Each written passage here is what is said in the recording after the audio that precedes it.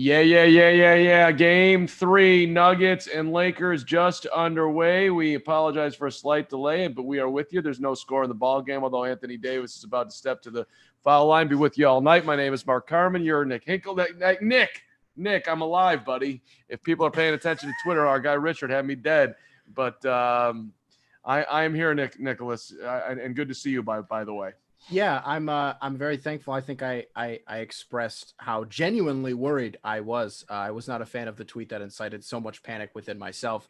Very excited to catch this pivotal game 3 here. I think it's going to be interesting because it's one thing if the Nuggets can come back from 3-1. Pretty difficult to do that if you go down 3-0 and win 4 in a row. It's difficult for me to imagine LeBron losing 4 out of these next 5. So as Jokic gets in the lane and floats up a little 5-footer good, and the Nuggets take a 2-1 lead here. This is in the history of basic analysis. This is a must win for the Denver Nuggets. There's no doubt about it. As a step back 3 from the right wing, and that's not what we need to be seeing here as Danny Green dropping one in. But so let's just rewind here. And first of all, I think I jumped a little bit ahead because probably people aren't paying attention on Twitter. Just the exciting news today, if you're a Chicago Bulls fan, they hired Billy Donovan out of nowhere. The number 1 free agent coach comes to Chicago after we've dealt with, as a Bulls fan, Fred Hoiberg and Jim Boyle, and LeBron lays it in with the right hand on the left side. Lakers by 4, 6-2.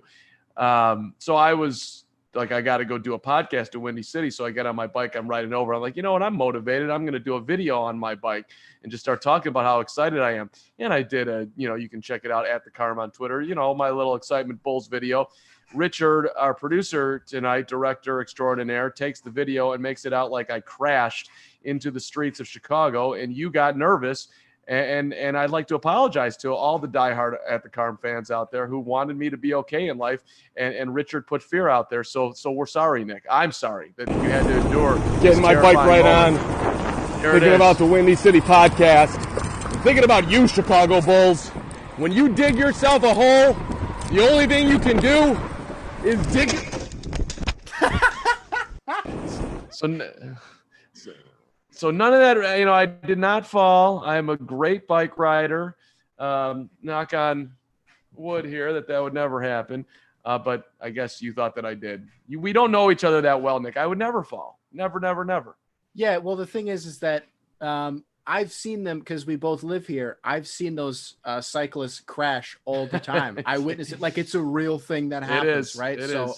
Seeing that, I was a little bit worried, and we were making the joke that you were going to be hopping on the stream from the emergency room, IV and everything. So I'm very glad that you are okay and we're able to knock this out. We're behind on our score right now, just to let everybody know. It's 8-2.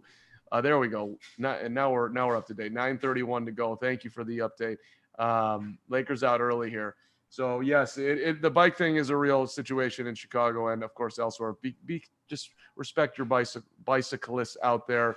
They're trying to cause less traffic for you on the road. Remember that LeBron turnover trying to hit Anthony Davis in the lane. All right, now I want to go at you, Nick. Okay. You know where I'm gonna go? Do you know what I want to bring up? I don't think I did anything controversial this week. No, you didn't. But okay. You're a big LeBron guy, right? That's your guy. Oh, I know where you're going with this because I was going to ask you this same question. Oh, yeah. Well, let me hear your question. Let's hear the question. Jamal Murray for 3. Well, I saw the question was asked on Sport and Order. Like, is LeBron? Is this where you're going? Am I on the right track? Yeah. Oh, yeah. You're on the right track. Gotcha. Are you offended by this question? No, I just like my honest to God input. And I full disclosure, I all I did was read the questions that you guys had. I voted in each poll. I wasn't able to catch the episode.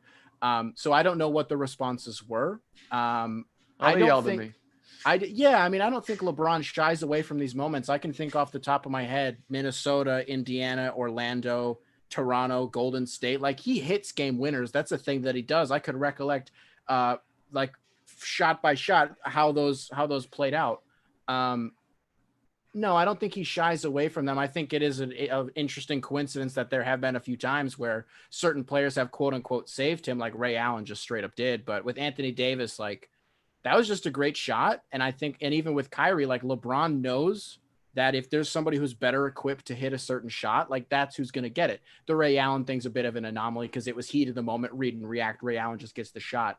No, I don't think LeBron shies away from those at all. So, but would you say that in that specific instant, he's in the lane, he doesn't move? I just have never seen, it's very rare that a player of his caliber would go through a play like that. And by the way, to LeBron's credit, I mean, he's always been a guy in that point of the game that's going to quote unquote make the right play. Right. If somebody's open, he's going to give it to, but he's also not the guy who really wants to take that shot. It's not him. Yeah. And that there's nothing necessarily wrong with that, but when then when you get in the whole Michael comparison, then it does get brought into, I think, fairly. But that play stood out to me that he just did not even move. It was bizarre to me. And people are saying that the play was called for Anthony Davis. I've heard both, that it originally was that it was called for LeBron and Anthony was the second option. Davis, by the way, missing a jumper on the right wing here, in and out. We're tied at 12. And he had a very rough second half. He was phenomenal in the first, and in the second half he was rough. Jokic trying to bang in the lane, wants to go to his right. Davis is not letting him get there. That's interesting because he let him get there at the end of game 2. So there's been an adjustment there, and that might play in this game. Did you notice that right there? That was interesting. I did notice that. Yeah. Yeah. So at any rate, I kind of enjoy. I puked when Anthony Davis's jumper went in, Nick. It was a rough moment for me. What did it for me was the Three Stooges Charlie Chaplin defensive performance by Mason Plumlee, who I don't think we've heard a quote yet from. Like what happened there? I think that's kind of what got to me a little bit, is like, what exactly was the plan there? What was happening? Pointing out a screen that didn't exist and then blaming it, trying to like pin it on something. I don't know. It was kind of weird. I'm happy for Anthony Davis yelling Kobe at the end. Like, it kind of gets you a little bit. That's awesome. A game that, and I keep bringing this up. I keep finding parallels, these 1-to-1s. It reminds me of the Jimmy Butler foul at the end of game 2 against Milwaukee, how it could be this series shifting thing. What if Denver wins game 2? What are we looking at in game 3, where now Denver's backs are against the wall a little bit more and there's a little bit more pressure? Wow. I have not thought about that Butler foul in a minute. That's interesting. I think about it every single day since it has happened. It's so just remembering the play. Jimmy was shooting a jumper in the left corner in a tie game. Who put his hand on his side? Giannis, when he was contesting the shot, his left hand was grazing Jimmy Butler's back, and the officials believed that it constituted a foul. And so Jimmy went to the line, and it was game over. No time on the clock. Yeah, that sucked. It's true. Milwaukee wins that game. I mean, Giannis gets hurt, the series probably goes the same way, but that was a huge call. And this one, like the Nuggets' reaction afterwards was one of utter, the series just ended. And basically, I think, it may have. It's going to be hard enough to climb this mountain. If you are going to climb it, you needed that game. But we'll see. We'll see. This has been a very, very, very resilient Denver Nuggets team. Now, twice going back for 3-1, as everybody knows. So I'm counting them out. But I'm only counting them out because I think the Lakers are a better team. I don't think they're like quote unquote defeated, if that makes sense. Yeah, 100%. And I think the one thing that I said during game 7, during our last stream, was moving into this Lakers series, what matters isn't who has the best, the best player, who has the best 2, what matters is who has the best 8 or 9. And it's a little bit different when LeBron is the best player because he's going to take control of everything. If you have LeBron, you have LeBron. Right now, I feel like we've been seeing that the Lakers' depth is actually rising to the occasion more so than Denver's. Like KCP's been pretty decent. Rajon Rondo is like starting to come into his own offensively again, not really with shooting the ball, but I believe he's totaled 18 assists through the first 2 games. I think he had 9 in each. So it's going to be really interesting to see how Denver bounces back. And I'm not sure if they can, but we can't really count them out just yet. Let's go Nugs. I'm all in on this series being interesting. I saw our friend Nick Wright, who's been on our live streams. He put the Lakers over under at 2.5 on. Yeah. What are you taking, the over or the under on how many games they lose the rest of the way? I'll take the over on that one, by the way. Yeah, I think it's the over for sure. Like he finally said something I disagreed with when he mentioned that that the Lakers would sweep Boston, because I don't think that's true at all. You're gonna see Denver get 1, maybe 2. We'll see tonight. I don't think it's a bad number, like 2.5. Like I think it's entirely within the realm of possibility that the Lakers could conceivably steamroll whoever they play in the finals, but I guess it's just a matter of who has the better chance. Right now, I like to think it's Boston, but whoever it is going to give them a pretty decent fight on both ends of the floor. So let me ask you a question, Nick. You're a smart guy, right? I'm watching Allie LaForce doing a great job on the sidelines right now, and she's wearing a face mask, and the NFL coaches are getting fined for not wearing their face mask. And, coaches here are wearing face masks. These guys are getting tested every single day. Can you explain to me why, if everyone's tested, you got to wear the mask on the sidelines? Although Mike Malone's not wearing it right now. A lot of the coaches aren't, but they have been. Hey, you want to be extra safe. That's cool. Right. But and maybe as a reporter, you have a different set of protocols than the people that are on the court. But I don't know. I just found that bizarre from an NFL standpoint, but maybe they're not as safe as what they're doing in the bubble. I don't know. You have any thoughts on this? So I just want to be totally clear here, just so we're on the same page. You're wondering, since they're being tested every single day, why do they still have to take this precaution? That's okay. Yeah. I actually kind of agree with you. I think it's kind of weird, especially in football, when you're, banging heads on every single play. You're as close as you are. Like, it's kind of weird. But what I think it comes down to is sort of the perception of it, the image, right? Because there are some very impressionable people in the world where they're going to be like, well, my football coach, like Bill Belichick wasn't, I know he was kind of, but like Bill Belichick wasn't wearing his mask. Like, I don't have to do it. You know what I mean? Like, there are idiots out there. So beyond that, I don't really know. That's, I guess, just kind of all I would. No, I think that's good. And for the record, wear your mask, be safe. Like, let's get through this thing. If more people wore a mask, we'd do this quicker. I'm not trying to be, I'm not an anti-mask guy. I'm a logical person over here.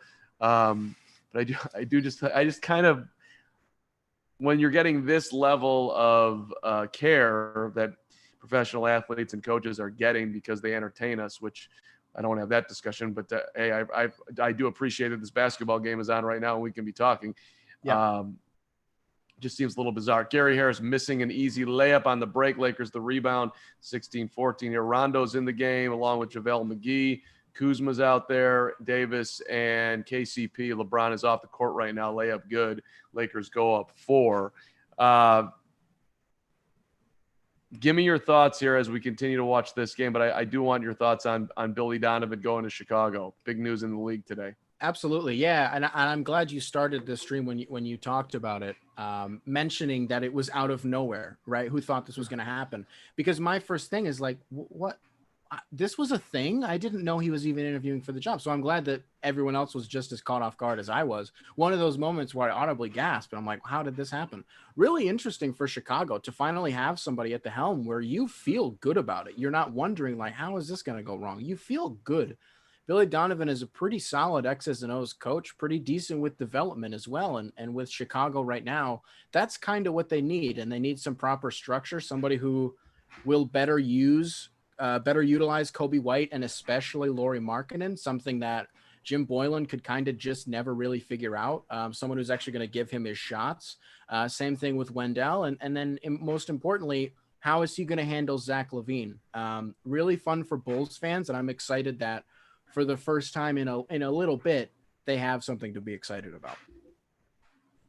You just nailed that take dead on. They need structure.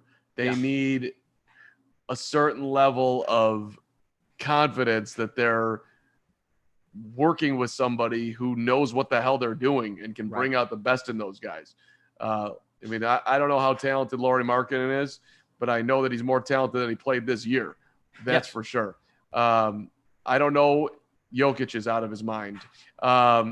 Great spin move, layup with the right hand. We're tied at 18-3, as you see, 3 some odd minutes to go here. Lakers have I guess I'm a drop behind our scoring sheet here, but all right. I don't know if I can get to our level of technology. The Lakers apparently are going to score here. Anthony Davis backing in, double team. Who's going to get this bucket? Oh, it was KCP hitting a ridiculous shot in the lane. Any rate, let's get that backcourt going, Chicago, Kobe White and Zach LaVine. Let's see if there's actual synergy there. I think there will be. Those guys both are very talented, work hard, and I don't see why they can't figure out how to play together. I think they want to do it, and that's definitely the Bulls' best option. 100%. And I was really big in the Kobe White hive at North Carolina last year. I was like full send Detroit. Like, I want this to happen. The problem was he played too well in March Madness. Down the stretch, he was just a little bit too good and his stock went up. So Detroit picking at 15 out of the question. Like, you're not going to get him. Chicago, I loved the fit for him. And then he starts the year and he's like, you get into like December. And if memory serves, he had a like almost historically bad month of December. But once you get down the stretch into, I believe, February, and I don't remember what the numbers were, but he was out of his mind offensively. He was really coming into his own, and he was really fun to watch in a product that was otherwise just kind of meh. It was really fun to see him thrive. It was sort of the same with how Colin Sexton kind of came into his own after Beeline was let go. He and Darius Garland both kind of got it together, and it was like those three all kind of clicked at the same time. 22-20, we got a timeout on the court. Gary Harris drove the right baseline, laid it in. The Lakers taking time early going here. Jokic has 8. Jeremy Grant with 5. 3 for Murray, 2 for Harris, 2 for Paul Millsap. Lakers being led by LeBron with 6. 4 points for JaVale McGee.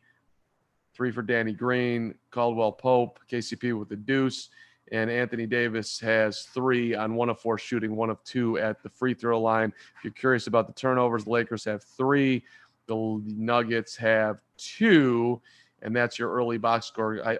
Nick, I think you love a good box score, so I'm going to keep you up to date if nothing else. Yeah, I'm glad you did that because I was about 30 seconds away from asking, because my prediction on turnovers was 3-3. So I'm really glad that I was as close as I was. Yeah, I'm a big box score guy. Love analytics. I'm seeing some introduced in the NFL that I've just flat out never heard of before. I hate that I'm getting to that point where I'm just like, stop with all the analytics, because like I like it, but there's a point where it's like I don't want to have to keep learning numbers. But yeah, a traditional box score. Perfect. Love it. Well, our last live stream, who was our guy from San Antonio who was awesome? Who's Dylan Carter. Dylan Carter and you were just straight up so down a numbers hole that I was like, who are these two guys? What is your favorite analytical? Yeah, I said, what is your least favorite metric? One that you think is least conductive to determining a player's impact on the floor, something right. Something to that effect. Yeah. And it was at that moment that I was like, I am on Jupiter right now. Y'all are this is this. And I felt very challenged by that, Nick. I'm like, all right, I got to get into my analytical numbers here, not just rely on the eye test, Carm, and your old school box score.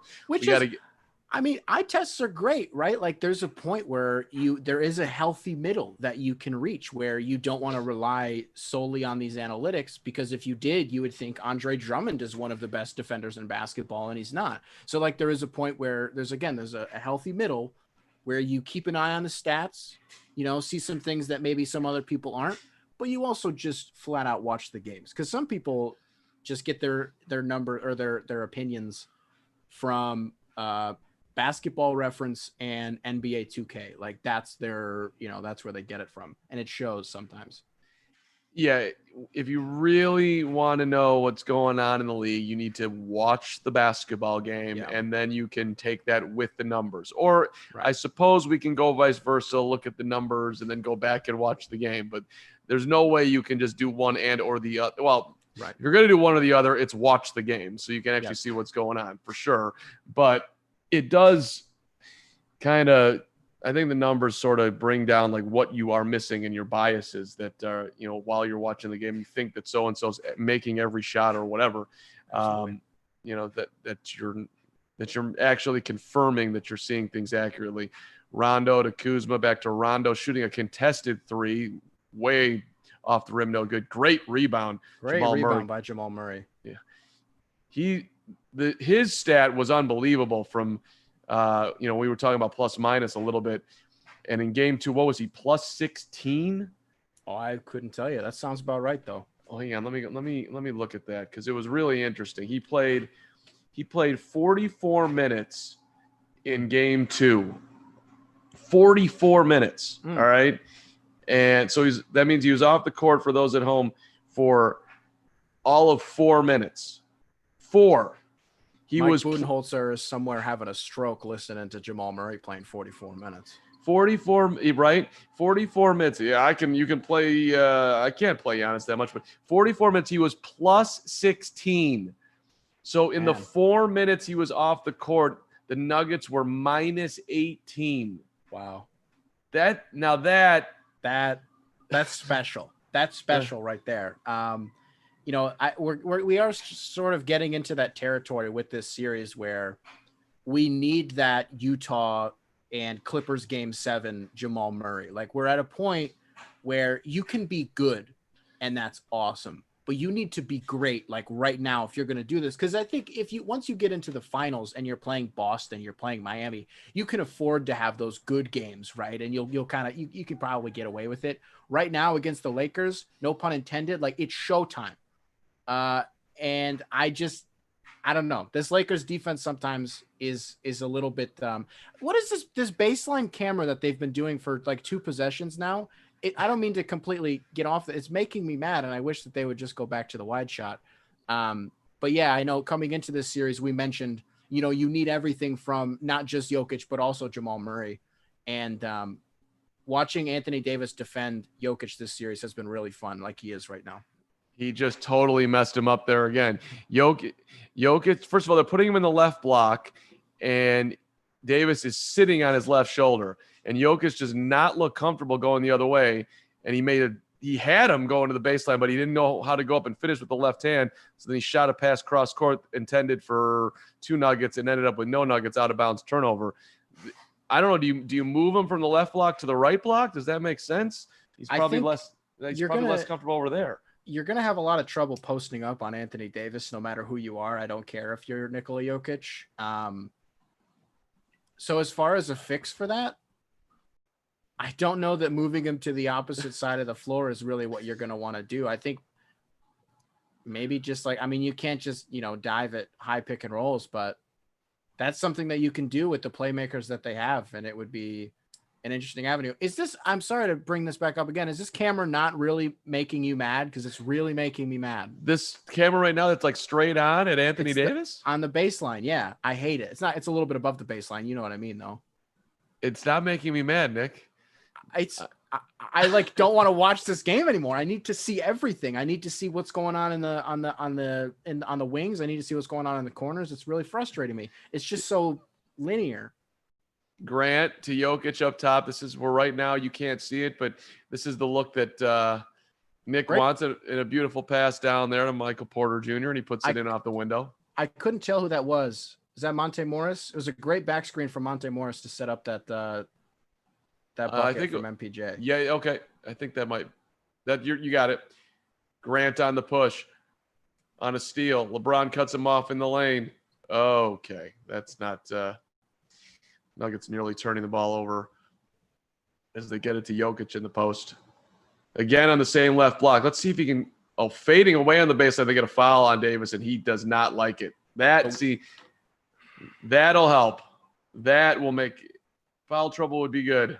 The one thing that I also said, and when we were talking to the former Detroit resident, Bulls great, Brother Rice graduate, BJ Armstrong last week, which I didn't mention anything about Brother Rice, and I meant to. One thing that I said to him and that I said to you guys was you have to take away Jokic's right shoulder because he's really good at falling away from the basket and hitting those. He's really good at drawing fouls that way. That is exactly what just happened there on that possession. AD gave him his right shoulder, and he turned around and he was able to draw contact. If I'm the Nuggets, if they're going to guard me one-on-one with Anthony Davis, I got to try to get him in foul trouble. I think you might as well give up some possessions that might not look pretty to in an attempt to get him off the court. That would be very wise strategy. All right, LeBron back in the ball game now. Caruso guarded by Millsap. Here's Kuzma. The Caruso thing, he had a chance to win the game in game 2 and missed a three from up top. Kuzma just got fouled. They didn't call it, and he still hit a three. That was ridiculous.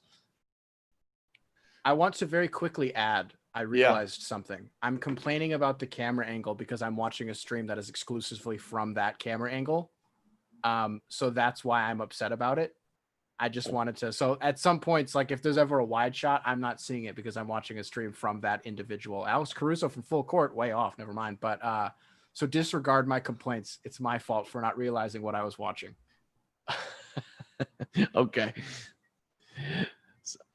I was just thinking you were an upper level guy that had a different level of integrity watching hoop that I didn't have.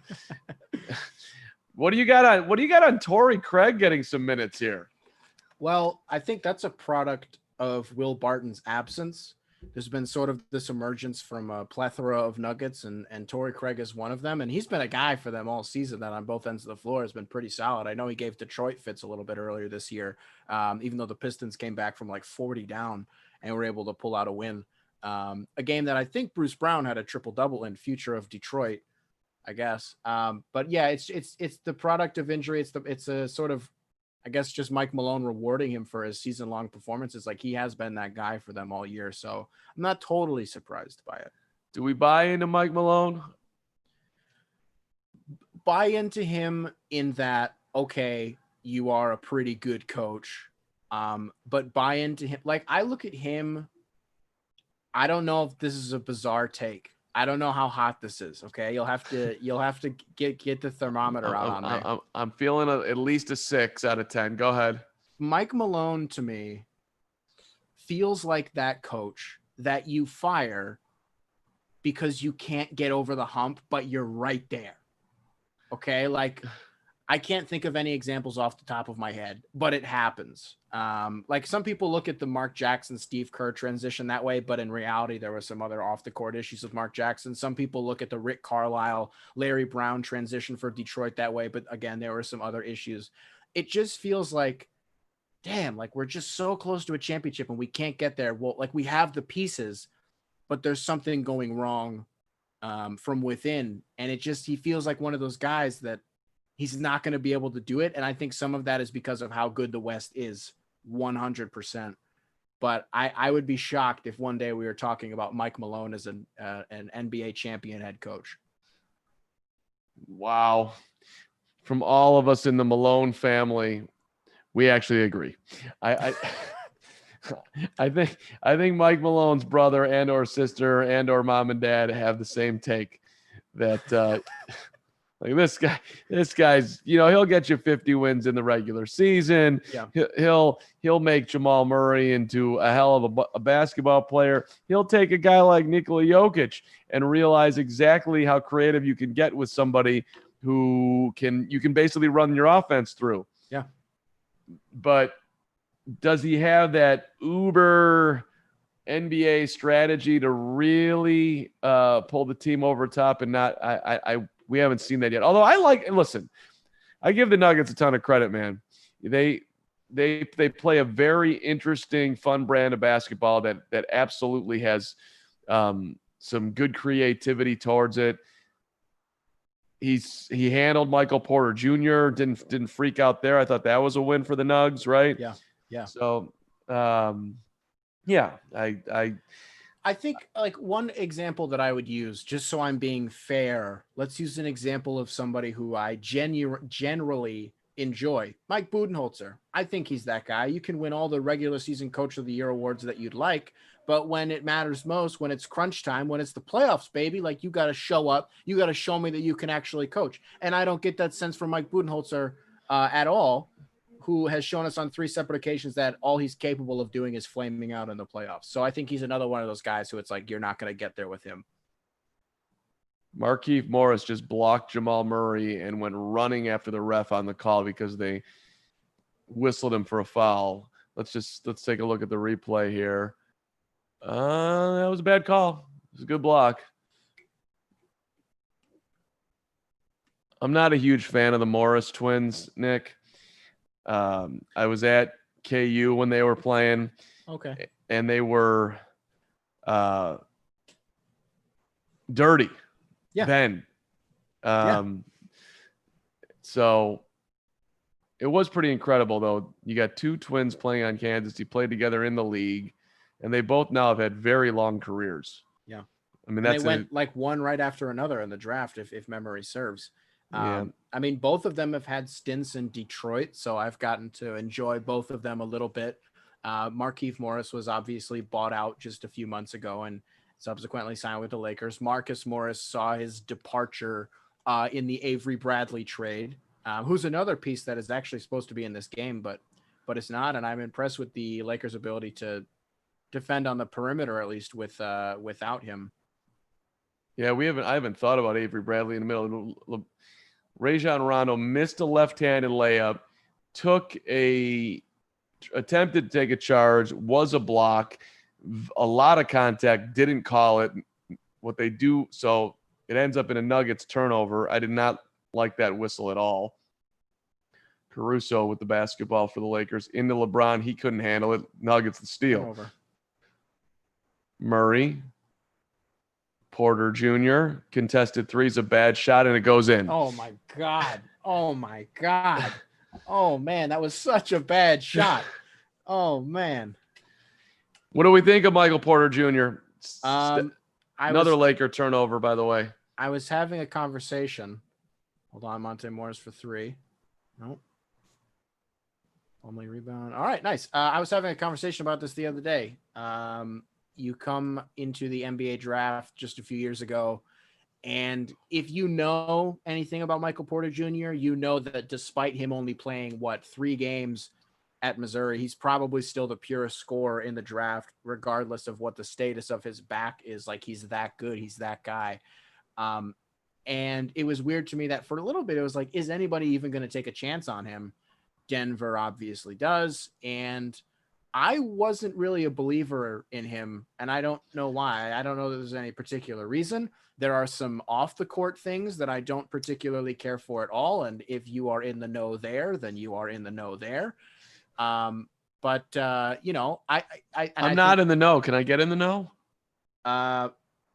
Very like COVID isn't real. It's really? A construct. And everyone was like, Kat's mom died from this.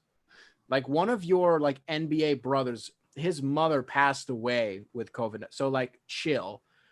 He's like, it's a construct, like the government's trying to, and I don't want to get all conspiracy here, whatever, because it's his words, not mine.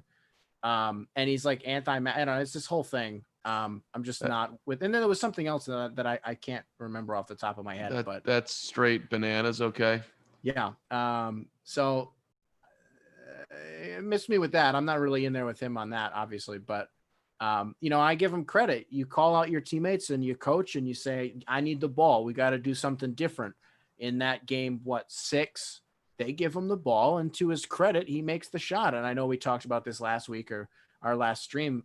He didn't otherwise play so well, but he hit that shot when it matters most. And I give him credit there because he is developing really well offensively, because defensively, there's being a liability, and then there's being whatever the hell Michael Porter Jr. is, which is borderline unplayable on one end of the floor. And a lot of strides to make there, but I think Denver is a really fun situation for him. And I'm curious, in a hypothetical world, like what his trade value even looks like if the Nuggets, for some reason, wanted to go that way. That's an interesting concept right there. If maybe no one's saying anything right now, but they're thinking, you know what? You are not worth the trouble, sir. If you're going to be talking out on how we're going against or how we're attacking our playoff basketball in your rookie year, you're probably not necessarily meant to be here long term, young Michael. Right. But he has hit some big shots in these playoffs. You gotta give him credit. Yeah, 100%. And that's why it's like, I'm not going to downplay it and be like, well, he's also bad on defense, so his shot doesn't matter. I'm not going to be that guy. If you hit a good shot, I'm going to give you props for it. Well, Carmelo Anthony hasn't played any defense his entire NBA career, and he's going to the Hall of Fame. What's weird, though, is with Portland, he kind of was like at least a little bit like more than he ever did. Right. Like it was more than like it felt like he ever did for the Knicks. And I'm a huge Carmelo guy. So, we got to check the slander just a little bit there. But, tell me what you love about Melo. Give me your Melo respect. I respect the fact that you're giving Melo respect. Yeah, he's one of the purest scorers I've ever seen in my life. He has probably the best jumper I've ever seen in my life. The mechanics are pure. He's just lethal. He's deadly on the offensive end. I think this celebration, 3 to the dome, it's one of my favorite things ever. 62 in the Garden, one of my favorite individual performances that I've ever seen in my life. What do I like about him? I like that he is, first of all, when he went on First Take, and a great ball movement here by the Lakers. This is absolutely exceptional stuff. I don't know about turning it over, but it was that dish to Caruso at the rim. I don't know about that. If I'm Morris, I'm just going up with it at the very least, trying to draw the contact. That was a little bit, little questionable there. But I'll let you jump. Yeah, I'll let you jump into Melo just in one brilliant Carm basketball thought. The way NBA teams nowadays are able to move the ball from side to side. Good shot, let's get a better shot. Good shot, let's get a better shot. It's a lot of high level play out there and a lot of unselfish play too, of guys passing up, just trying to get the next best thing. I think that sort of gets missed in what's going on in the league right now with a lot of 5-out play. Anyway, back to Melo. Yeah, I don't really know what else I can say other than that. Like when he went on, remember he went on First Take a little over a year ago now. And he was like, hey, like, please, somebody employ me. I just want a job. Everyone was like clowning him for like, oh, like, the man has to be on TV to get it. Like I was there for it. He was, he's, I don't want to say promoting himself, but he's putting himself out there. Everyone knew he should be on a team. And that was clear this year with Portland that like he does have a spot in the league. So yeah, he's always going to have a special place in my heart. Maybe subconsciously it's because I think, he could have been a Piston, but that's neither here nor there. Carmelo Anthony is guaranteed a Hall of Famer.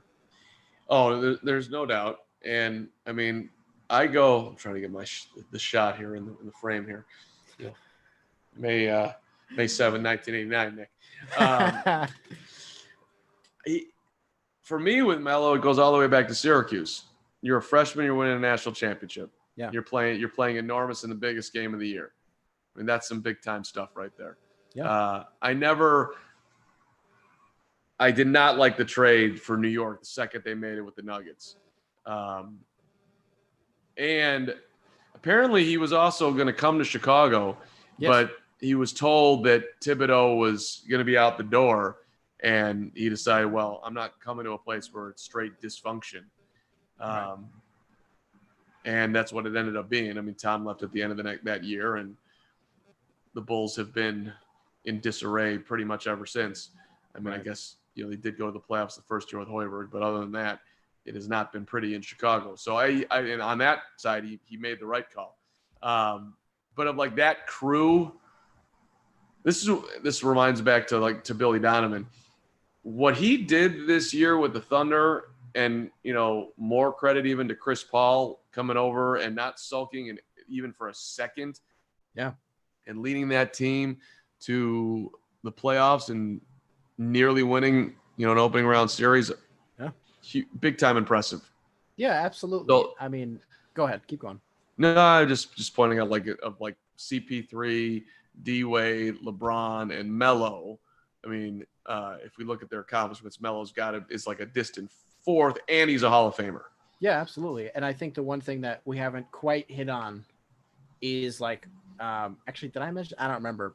Olympic Melo, like one of the greatest basketball Olympians ever for the United States. Like you think LA Fitness Melo, you think Hoodie Melo, you think Hoodie at the Beach Melo, and then I think of Olympic Melo. Like these iterations of himself, they just get better and better. Olympic Melo is like I have a Team USA like Melo jersey. Like I'm just all the way there for it. And I hope that, I don't know that for the next Olympics, I don't exactly think he's going to get an invitation. And even if he did, I don't know if he's going to accept it at this point. But, one more ride would be quite fun.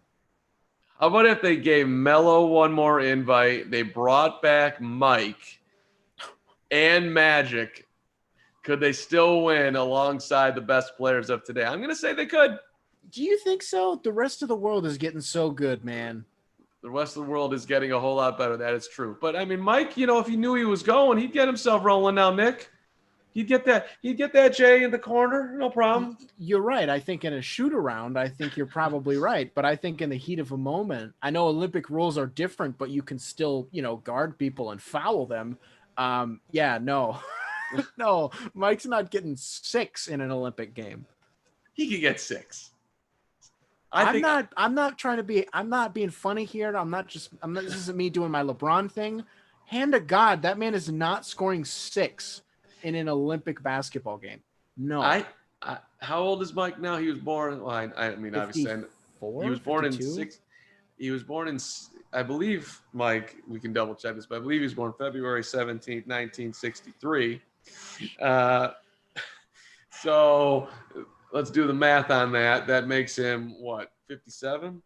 Let's look it up. I just realized I rolled my eyes and sighed at you knowing Mike's birthday. I know LeBron's, so December 30th, 1984. So I don't know why I'm rolling my eyes at you. There it is. I know it too.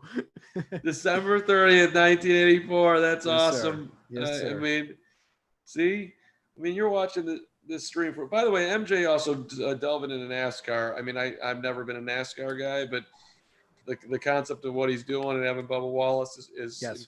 incredibly cool. I'm right. February 17th, 1963. He is 57. So you're telling me that 57-year-old Michael. I might have to do another poll because this is utter nonsense right now. I'll say this. If you put 57-year-old Mike in the NBA right now, yeah, I think he averages 11.2 points per game. You don't believe it? I do. I think that's what makes me mad. Is I think you do believe this. I do believe it. I do. I think he gets himself in shape. I think I think he can score 11.2. You put it out there.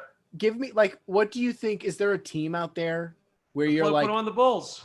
No. If you're like 57-year-old Michael Jordan needs to score 20 today, or like your life is on the line, what team right now are you putting him against? Not on, against. I'll put him against let's let him play against the Bulls. That's not a bad pick. I figured you were going to say Detroit. That would be another good pick. Cleveland is a good pick as well. Let me get Zach LaVine running around out there just trying to score on him every time down and not give a rat's patoot on what he's doing on the defensive end. Right. I don't know if 20 seems like a lot. But if I'm saying that you give him 3 months to get in shape. If you asked him, I'll bet you he thinks he could do it. For one night, one game. Yeah, what's he going to say? What's he supposed to say? And let me tell you something. The man's been retired for 20 years now, almost. About 16, 17 years. Yeah. The cigars and the whiskey that he's had since then, you think 3 months is going to get him into basketball shape? Yeah, 3 months. You're killing me. You're killing me right now. How long does he need? 6 months? At least. I don't care. I'm not even trying to be disrespectful towards him. It's Michael. It's Michael Jordan we're talking about. We're not even talking about the game right now, which we'll circle back to in just a minute.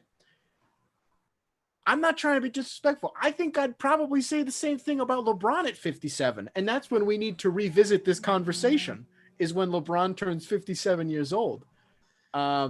Because then I'll have some, it's easy for me to say right now. I wouldn't say it, but it's not that it's Michael Jordan. It's that it's a 57-year-old man. I got it. Didn't Satchel Paige start a baseball game at like 49? You might be right, actually. So that was, a long time ago. MJ, in 2020. Why not? With modern medicine, he can just take a bunch of HGH like LeBron. And yeah, they're exactly right. Exactly. Get him on the HGH train. Let's call up A-Rod. Let's call up whoever else who knows what's going on here. And we're in. By the way, the Lakers are starting to slowly mount a comeback. LeBron alley-oop to Dwight makes it a 12-point game.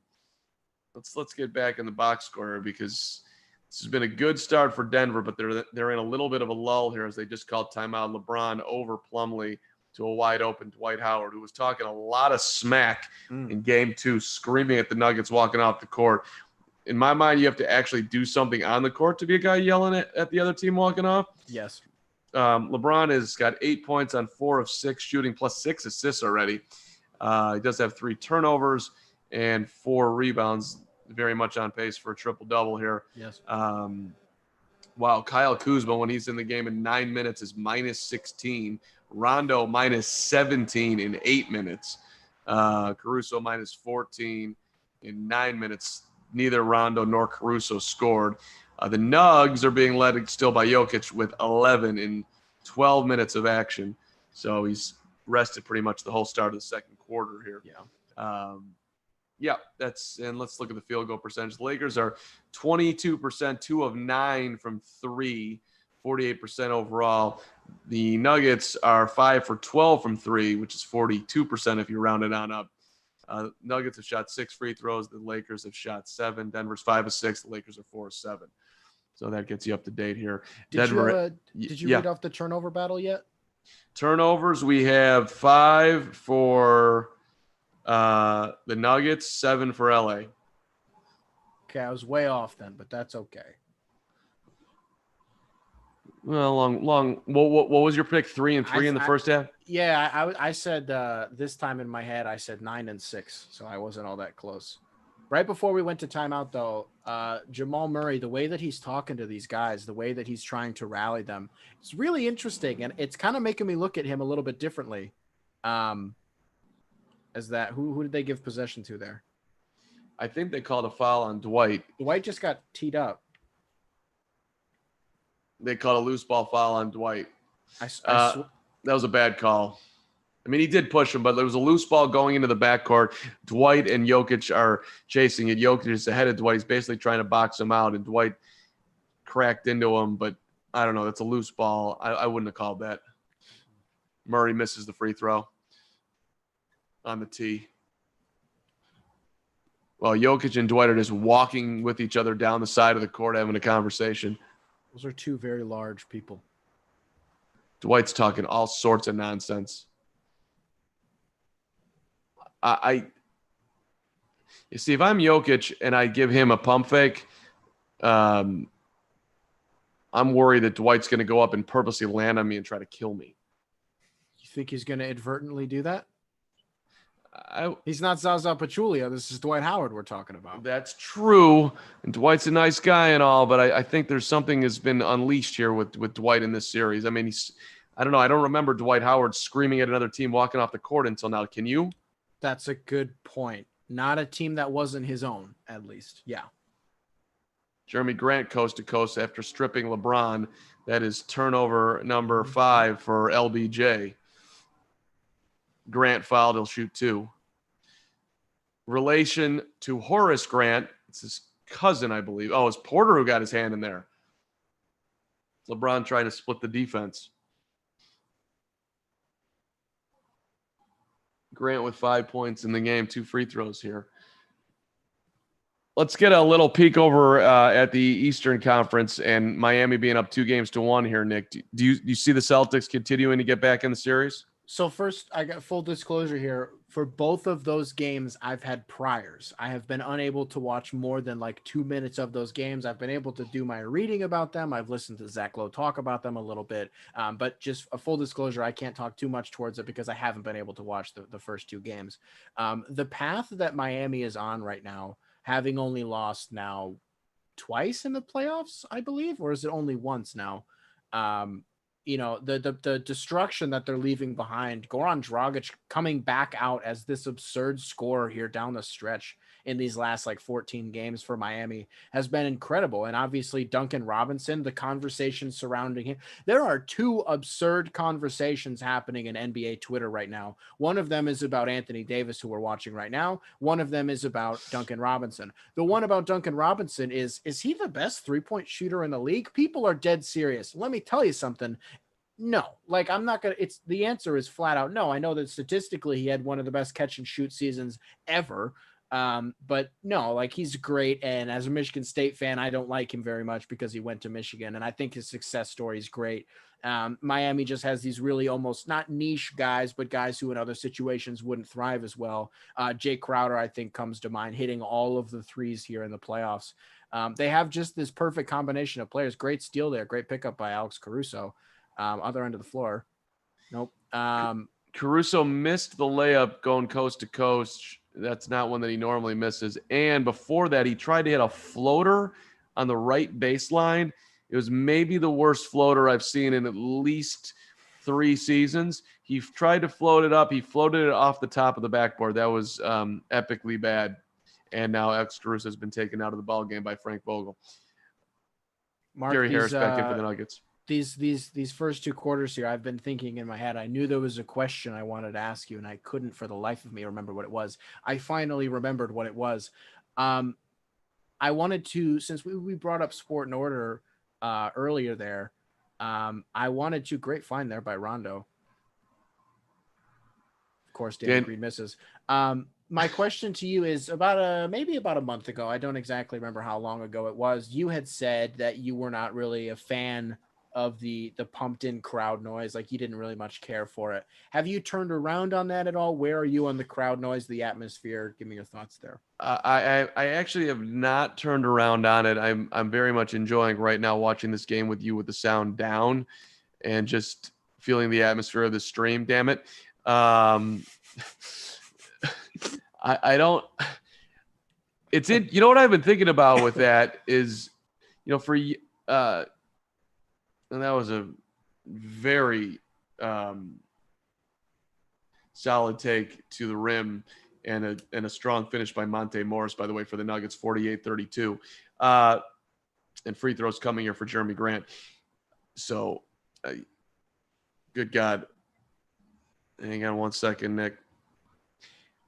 This is what I've been thinking about with the crowd noise. Not exactly your answer or your question, but I do think that, let's say you're a young player, right? And it's playoff basketball and you're at the foul line. Even right now, like okay, this would be game 3.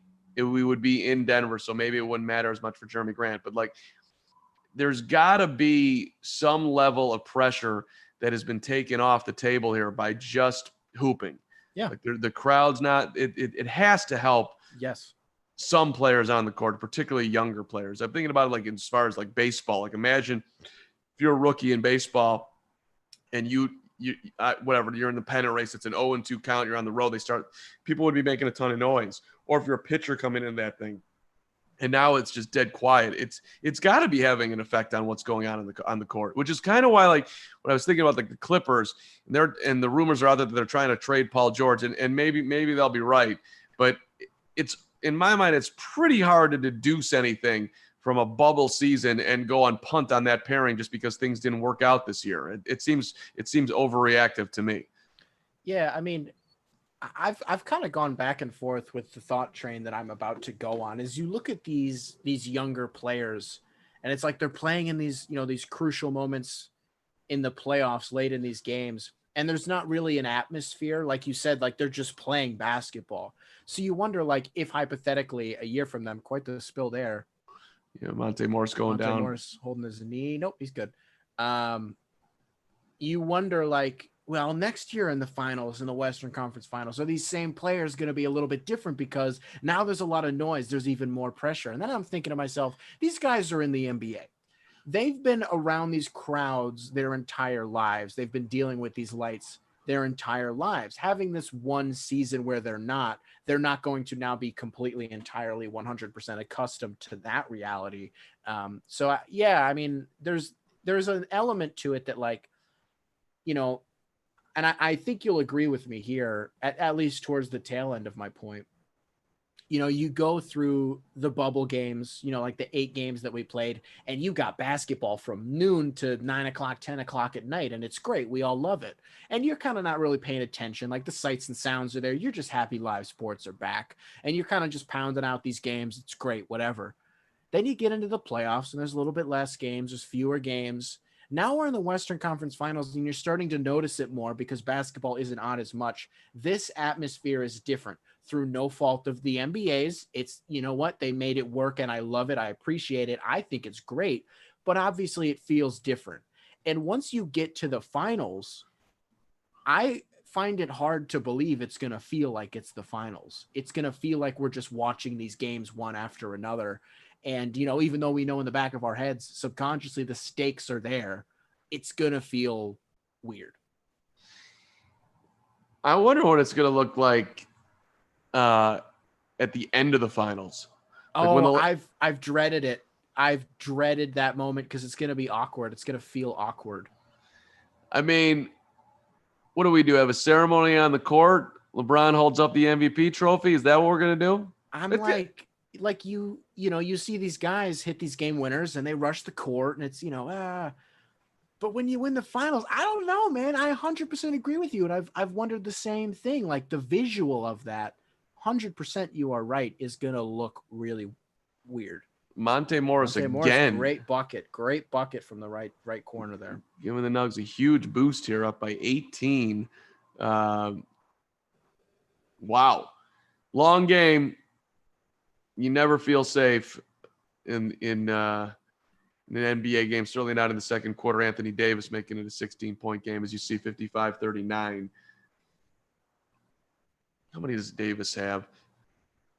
People were saying, too, with him, Nick, that it's a new level that Anthony Davis just entered into after that shot. He's not just a great player, but he's becoming a Hall of Fame player, all that type of stuff.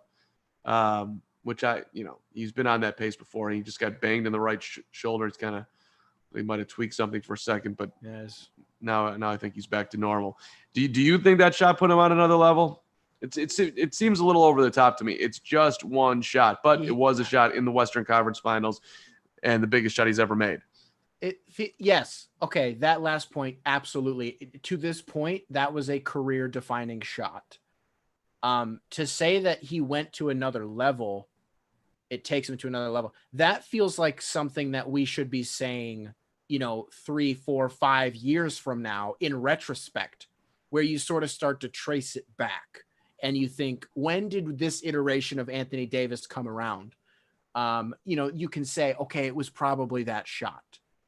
But I think to say, we've played barely 2 quarters since he's hit that shot, and I get what people are saying by it, but it feels like a retrospective thing to say, not an in the moment thing.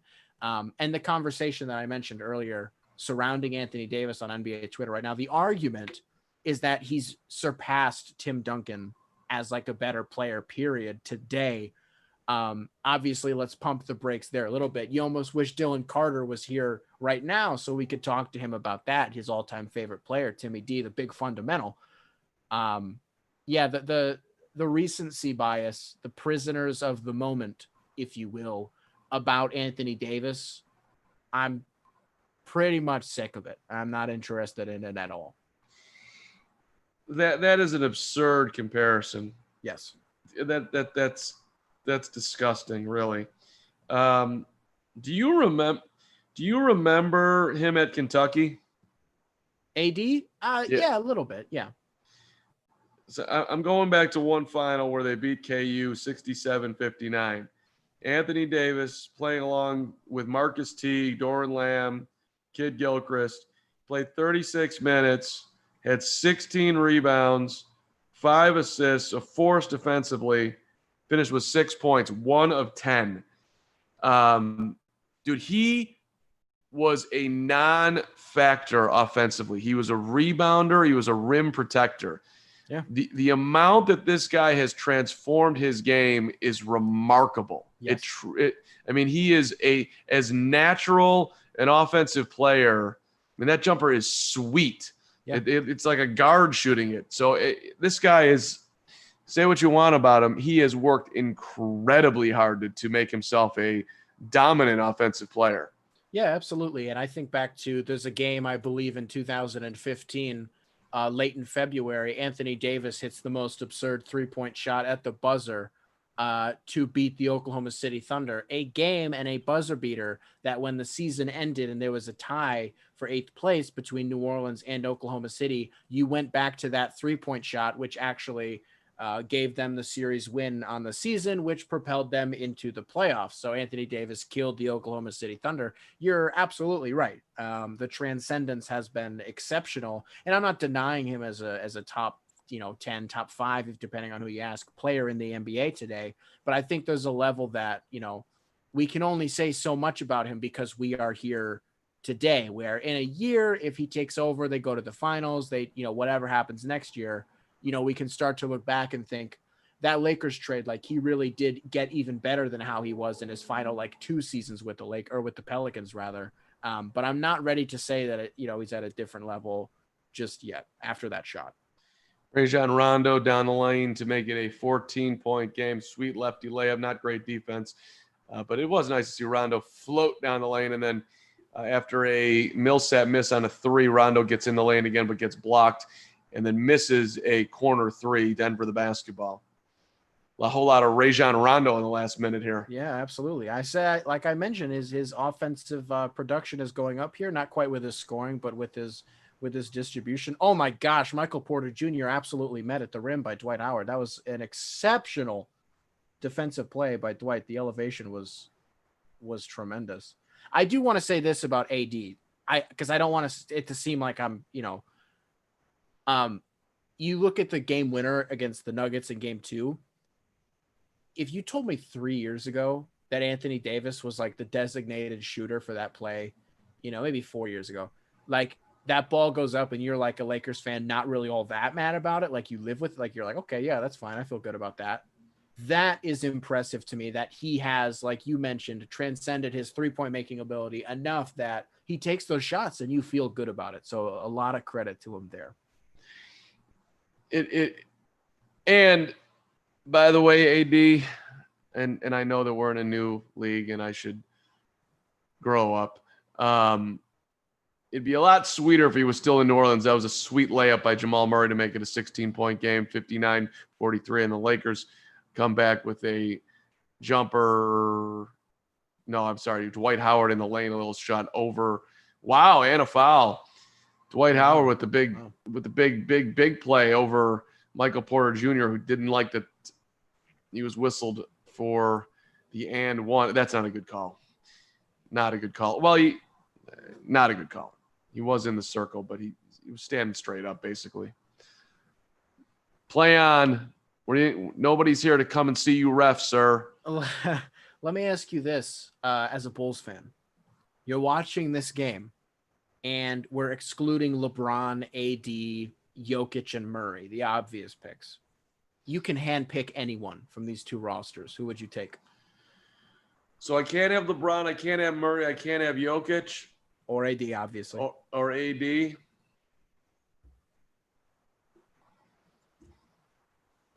I'm still a buyer on Kuzma.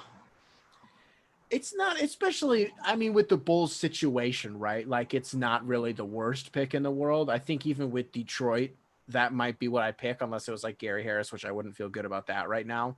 I mean, I don't know where else I'm going to go. I'm not taking Michael Porter Jr., making that aggressive of a play. Right. I'm trying to think who's on that extended Lakers bench that I would be. I got to go with Kuz. I think he's kind of the one player that, because I think you guys are pretty decent on guards right now. I think in your front court with Laurie and Wendell, like I feel good about that too. Like Kuzma's kind of this stretch player a little bit, where you can kind of plug him in certain places. I think that would probably be the right pick. And then obviously second, if not first for some people, would be Michael Porter Jr. Yeah, LeBron a layup to make an 11-point game here as Denver's trying to get it underneath 10. As I put my Doug Collins hat on before the half here. Bob, if they can get it under 10, it's a big possession, Bob. Jokic getting cracked by AD, can't get a call, shoots a ridiculous fadeaway, and oh my God, that was a tough shot that went in. Gracious. That's you know what? First of all, I just want to point out that was once again his right shoulder. I don't want to, pat myself on the back all day, but it's his right shoulder. Second of all, it's that graceful calamity, that chaos. I don't know why I enunciated that so weird. The chaos that comes with Jokic, where there's not much rhyme or reason or sense or physics to what Jokic does, but the ball finds a way to go in, and it's gorgeous every single time. And there's that 10-point game right here. Markieff Morris banging a three off a LeBron pass. Jokic got caught watching LeBron, and LeBron hits Morris out top and drills it in. Murray in the lane to Millsap. His pass deflected by LeBron with 3.7 to shoot and 7-1 on the big clock. I memean, that shot by Jokic is preposterous. That's that. Now that is Larry Bird-esque. Oh, absolutely. Actually, that's a great comparison right there. I mean, that was Bird form. Jokic in the lane, beautiful pass to Millsap, missed the three, and we are at the half on a missed tip by Jokic, who can't believe it, and it's a 10-point game at half. If you're the Lakers, I think you feel good. If you're the Nuggets, you're mostly Mike Malone having something, and you're at a better point than you were in the last two games. The thing that stinks, obviously, is that you were up 18 points, so that doesn't feel particularly great. I give Kuzma a lot of credit there for the pressure on the inbound. I have no idea how Jokic was able to stay in there on the baseline there at the end. It seemed like his foot stepped out of bounds, and it seemed like he dribbled out of bounds. So credit to him there for having the so what I'm looking for, stability, I guess, for lack of a better word, to or balance maybe. But not getting it to go at the end there. Not great. Let's get wife is leaving out of the bedroom here, having a conversation on the phone, not respecting our live stream here, Nick. Just gonna. Hey, how are you? You watching the live stream? Got the thumbs up. She's watching the live stream. Right. I just got lied to, Nick. She straight lied to me. Now closing the door. No, we're back here. All right. Top 3 takeaways first half. What do we got? I'd say, could you give me the turnover disparities there at the end? Yes, I can, Nicholas Hinkle. I absolutely can do that for you. Uh-oh. Okay, there we go. Let us pray and go into our box score one more time. Give me 1 second here. All right, and now we are up to speed. The turnover margin, the Lakers have turned it over 9 times, 5 for LeBron, 2 for Rondo, 1 for Davis, and 1 for Caruso. The Nuggets have turned it over 8 times, 3 for Jokic, 2 for Murray, 1 for Millsap, Plumlee, and Porter Jr. Thoughts? So it's very clearly one of those games for LeBron, at least, where, and I think I've mentioned this before, you kind of never know what you're getting with him on a night-to-night basis. Not necessarily in a bad sense, but are we getting the floor general? Are we getting the dime dealer? Are we getting the scorer tonight? Which one are we getting? Well, in some rare and often fun instances, LeBron will decide that he's going to be all of those things in one night. Now, consequently, sometimes that comes with some forced passes and some unnecessary mistakes, I guess, for lack of a better word. And that's where those 5 turnovers come in, where he's trying to do absolutely everything to either keep his foot on the gas or to get his team back into the game. And tonight it's the latter. So I think the first thing for me is you're seeing one of those games from LeBron where at the end of it, he might have a triple double. He might look exceptional at the cost of having, however many turnovers, upwards of 10 turnovers, halfway there so far. Also, and I didn't notice it much there in that second quarter. did it really look like the Nuggets were getting those one-on-one matchups with AD and Jokic? We definitely didn't see it as much. That's Right. true. We really didn't. And that's kind of interesting. Maybe it was deliberate that they went away from it. I don't know. It would make sense to me to. There was one play that I can recall where it was like they were trying to have AD pick up his second foul, but other than that, it seemed like he was playing a lot more up top. I do wonder about Jokic's stamina. Can he continue to play this hard? You know, I think you're asking an awful lot. He's deceptively husky. Is that the nice way to? I don't know. He's deceptively husky, but that's actually not the right way to put it. He's deceptively fit for someone who is as husky as he is. Like the guy may look like he is a basketball shape, but in fact he is in basketball shape. Like he can. I don't know how many minutes he's played in the last 2 games. I know nobody's playing those Kyle Lowry minutes at 53 a game.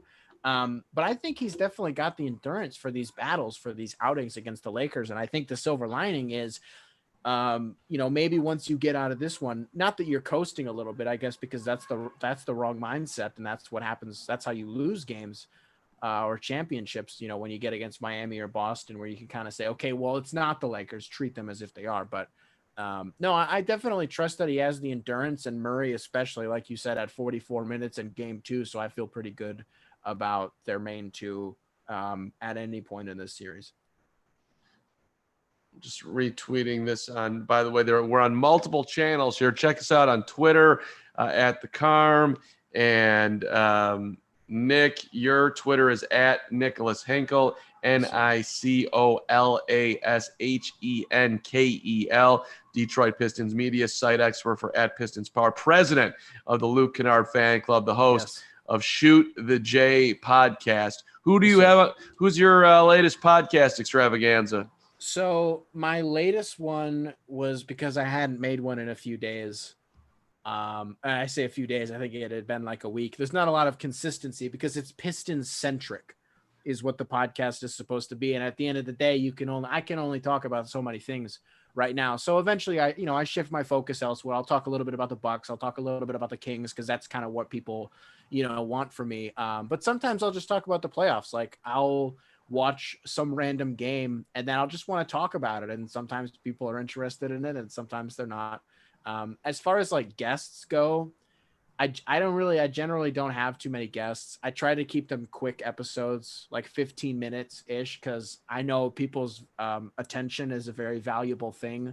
And well, no, but it actually is. I don't warrant a ton of it. So I don't want them diving into 45 minutes. I just want, these 10, 15-minute episodes of me just telling them what they want to hear. Well, not what they want to hear, but, talk about what they want me to talk about, and, get it over with, get out of there.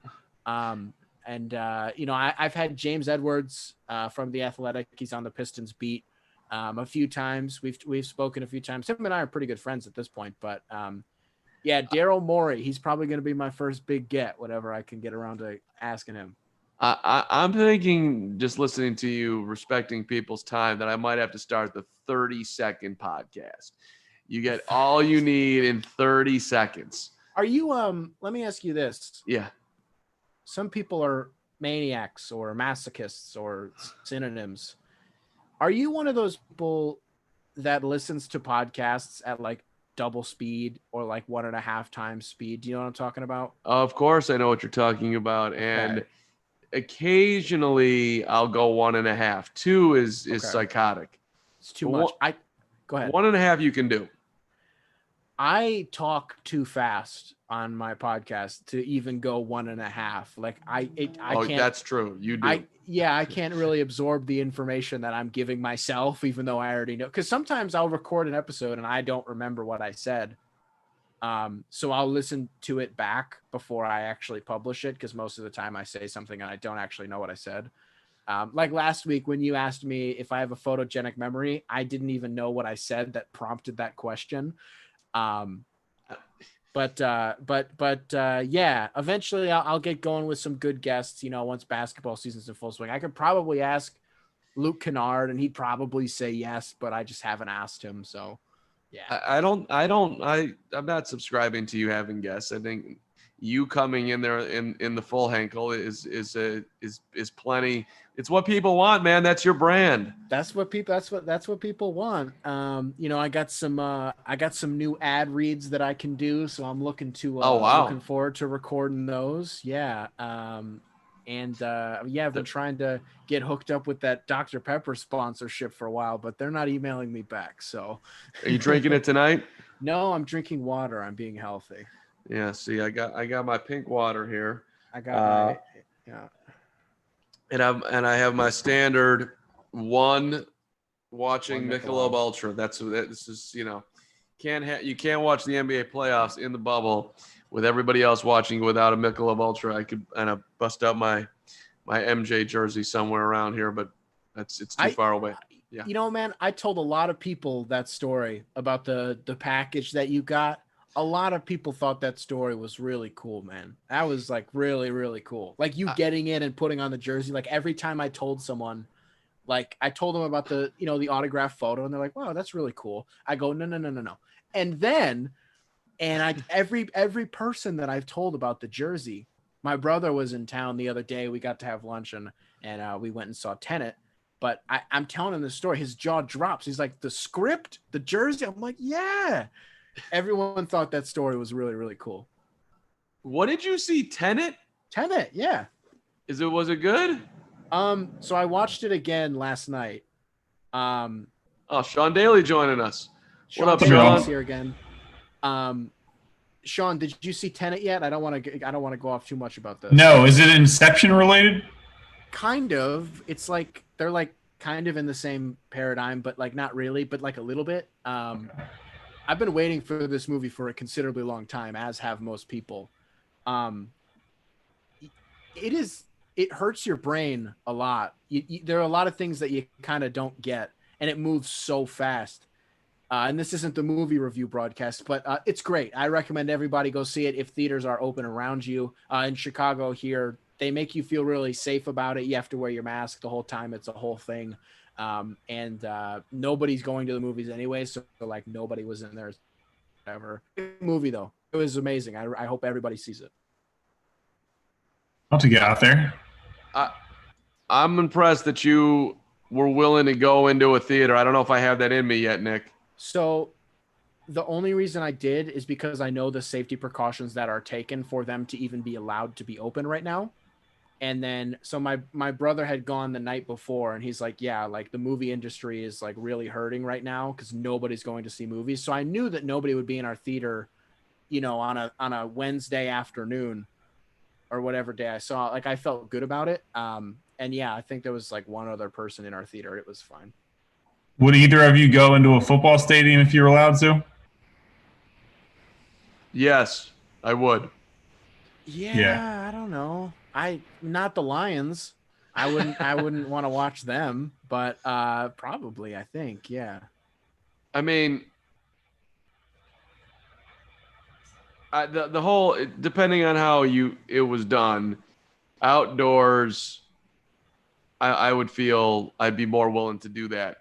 I actually today was the first time that I've eaten in a restaurant that was indoors because I was with my 94-year-old dad and there were bees all over outside. And so he was like, let's go indoors. And I wasn't going to tell my pops at 94 no, but it kind of freaked me out. Like, I mean, they had the table spread apart. Yeah. Did they have the windows open? I don't know if they had that. The windows were not open. Nope. Oh, wow. Okay. So I'm like, this is not a wise choice. But I just like where I don't have to have an excuse for crossing the street whenever I want to. Like, crowd of people, don't want to deal with you. Yeah, absolutely. Yeah, I mean, I haven't eaten anywhere indoors yet. That's it. Because around me, up on the north side, like there's not really any places that are doing anything but just the outdoor seating. Like you can go in to order whatever, that's fine. I did go by after I saw Tenet. There's a Travis Scott song in there. I thought about going to McDonald's and ordering a Travis Scott meal But the problem with it, and Sean, you're laughing. I don't know if you've ordered it yet. My problem with it is I don't want to go to McDonald's and be like, can I get a Travis Scott meal? Like, I don't want to be that guy, you know?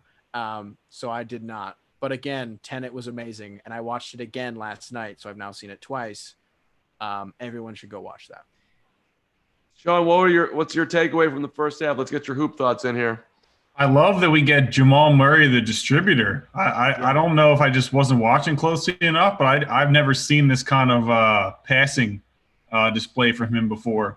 But I mean, they got two guys, and they need both of them to continue exploding. I also like that Dwight Howard just seems to, like, his number's 39 now, because if he was allowed to foul people all game and not foul out, that's how many he would accumulate. That dude just hacks. It's interesting that that's what his game has evolved into. Yeah, absolutely. And I think because this is, Sean, this is what we said before you hopped on in like the first quarter, I think, is that we're at a point in this series, you're down 2-0. Like, it's fine if in those first two games Jamal Murray plays a pretty good game, but like right now down 2-0, you need to be that Utah Jazz, you need to be that Clippers game 7, like you need to be that God mode Jamal Murray. And right now, I don't know that it's, you know, it's not quite at that level. He didn't have a 20-point second quarter, but with the way that everybody else is playing on both ends of the floor, the way that, like, I don't know how this is true. Like, anything that any possession that I've seen, and Mark, we kind of saw it in those post ups on the left block with Jokic and AD. Neither of them can really guard each other. Like, they're so different that like neither of them can figure each other out, and it's like, it's bizarre to watch, and I don't get it at all. Yeah, it's a weird matchup that I guess at the end of the day plays to the Lakers, but I'm kind of just I'm sort of thinking that Jokic's craftiness is eventually going to get to AD. Maybe, I don't know. Sean, are you seeing that? I mean, AD is such a good defender that maybe it won't. But I think, like, I'm wondering if eventually he's going to wear him down. Well, I'm sure you guys, or at least Carm, I'm sure you talked to a number of former NBA players that have talked about guys whose timing is weird, kind of throws them off. Like, AD is a good shot blocker, but I've heard a bunch of like former players say that like Luis Scola was the hardest guy to guard because he just his timing is awkward. It's like off a beat. So like when you go up to time for a block or time to get in front of somebody, they're just not there. And in Jokic's case, he might just be slow to the spot, which actually might help him out. So, I mean, his like off-kilter kind of plotting game might help him there. That is I love that take. The off-balance, weird Jokic that he can't really time up. You know, play that it is like, I mean, how many guys in the league do you play like him? None other than him. I don't know. What do you think of that one, Nick? Sorry. You're good. It just kind of goes back into what I was saying just a few minutes ago earlier in the stream, and last week and the week before that as well. Like, again, there's no rhyme or reason to anything that this man does. He is so unpredictably, like, just chaotic. But the fact remains that the ball will always never touch the rim. Like, it's always just going to be all net no matter what he does. Right shoulder, left shoulder, hook shot, floater, just at the basket from 3. It doesn't matter. Pick your poison with this guy. He's going to find a way to do something, and there's just no sense behind it, it seems like. And it's really hard to figure somebody like that out, I guess. Like, I've never been able to, LeBron will come down on one end of the floor and you can kind of tell this is probably what he's going to do, especially if he's doing that thing where he's dribbling along the 3-point line and he's staring at the ground. I don't know if either of you know what I'm talking about. Pound, step back. Yes. Yeah, and exactly. It's a bucket without fail every single time, right? Like, there's those tells a little bit where you're like, okay, this is what he's going to do. But if even otherwise, like, you can kind of predict it. Jokic, on a possession to possession basis, I couldn't tell you what he's going to do because he's got so much in his bag, and he pulls any of it out at any given time. It's insane. Second half getting underway here. Can I get predictions as Jamal Murray misses 2 free throws here? Game stays a 10-point game. Anybody want to go on the record right now and say the Lakers are going to win this basketball game? No. Yeah, I think they come back. The lead's slowly trickling away. I don't know. I see the Lakers coming back. Unfortunately, I don't want them to win, but I think it'll happen. You know, I think there are a few ways to look at it because, you know, the Nuggets come back from what 16 points and 18 points to the Clippers, and then they don't just come back, like they embarrass the Clippers after that, and they make it look like it was never even a game to begin with. And it's like, well, you're not going to get that with the Lakers. Well, we haven't really seen, you know, the Nuggets have a lead like this on this Lakers team. And it's like, you know, it's one thing to think like, well, they can just keep the foot on the gas. They're the Nuggets. They're, you know, they can have this avalanche but it's LeBron on the other side. So I'm a little bit hard pressed to believe that, like, you know, like Sean, like you were saying, like they're dwindling at that lead. So what was once an 18-point game is what now a 7-point game. So it's 5-point game. It's entirely within the realm of possibility. LeBron won't have many halves again where he has 4 turnovers. Right. So he was careless with the ball too. 5 now. So if he can just stop giving the Nuggets the ball, maybe the Lakers could cement it. Absolutely. And then Sean, we had a little bit of a debate earlier. I just need to get your thoughts here. And Mark, one of us is going to be proven to be insane here. I need the validation. Mark, tell Sean how many points you said Michael Jordan would average as a 57-year-old. I said that he'd average 11.2 points per game. What do you think? I buy that. It also depends who's passing the ball, because he can hit an open 15-footer still. I buy that. Put him in the post. He's got that weight on him. If the fadeaways go, it's going down. Okay, let me ask you this really quick. Sean. Not on the Hornets though. He won't score that many on his own team. Is Michael scoring even 6 points in an Olympic game? What are the significant changes? Just the physicality and goaltending, or the rules are a little bit different, but like as far as like when the ball's on the rim, like you can touch it. I don't know. As far as like hand checks and stuff go, I don't really know the legality of that. But I love that Nick is like all hyped on the Olympics. Because because you brought it up, like, because we were talking about Olympic Mellow, and Mark said, if you bring in Michael and Magic, I don't think you said Larry, I think you just said Michael and Magic, that they could still go on and get gold. And I'm like, Michael would get washed. Well, yeah, Bird's back is done at this point. I mean, old man Magic was pretty good. Didn't he play for one season at the end there? He was a great bench player too. I mean, 30 is 25 years ago. Nick, so I think the effect you got to think about also is that even if they're on the bench on the team, I don't think the other guys are going to want to let them down. I think that's probably the biggest effect by having them on a team. You could say the same thing about Devontae Graham, but he does it every single night in Charlotte. So what are we talking about? Right? Wait. Oh, in the stands. I'm sorry. You're right. You look up at that owner's box and you're like, darn, another 4 for 15 night. Listen, that's a little different. You might smack him in the back of the head like you did Malik Monk. Maybe it's more fear at this point. You're right. I gotta tell you, I'm watching this Burger King commercial right now, and it's making me want to go out there and get a Whopper. And I'm telling you, when MJ's sitting there up in that skybox, the Hornets, they don't want to play him one-on-one because they know what's coming. They're dodging him. I had PJ Washington talk to him recently. I'm like, you play Mike one-on-one? He's like, nah, he won't play me. He doesn't want to ruin my confidence.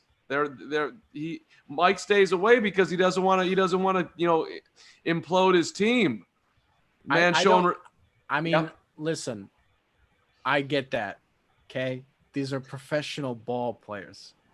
A 57-year-old man, if he destroys the confidence of like PJ Washington or Miles Bridges, they should not be in the league. Like, Nick, let me ask you a question. Do you play pickup hoop? Not anymore, just because I don't know where to go and I don't have any friends here. In Chicago, like they're all in Michigan. So I haven't in a considerably long time, but I used to all the time.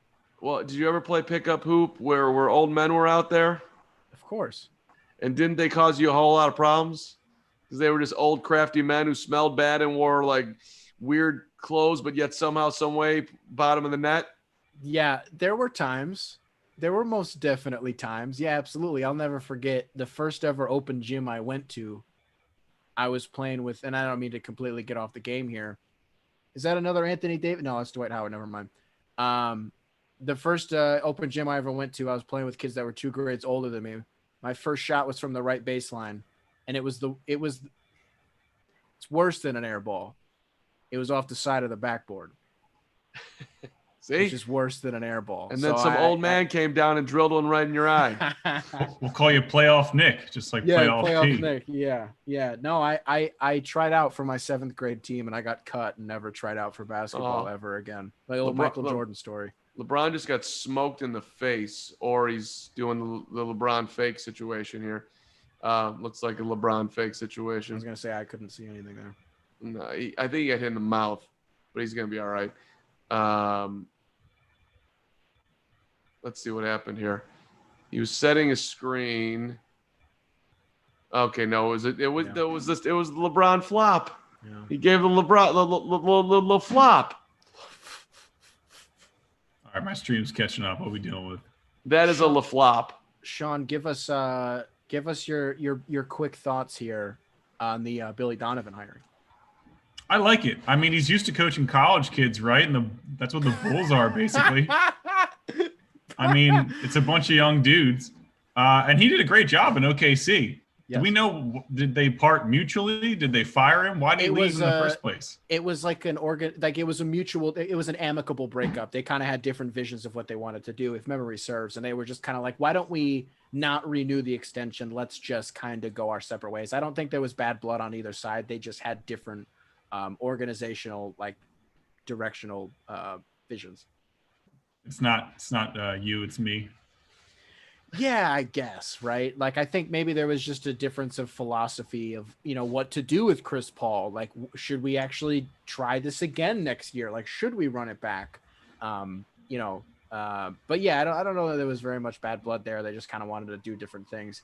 And I think the one thing that we both hit on, me and Mark at least, was like, we didn't know that, like, nobody knew this was coming.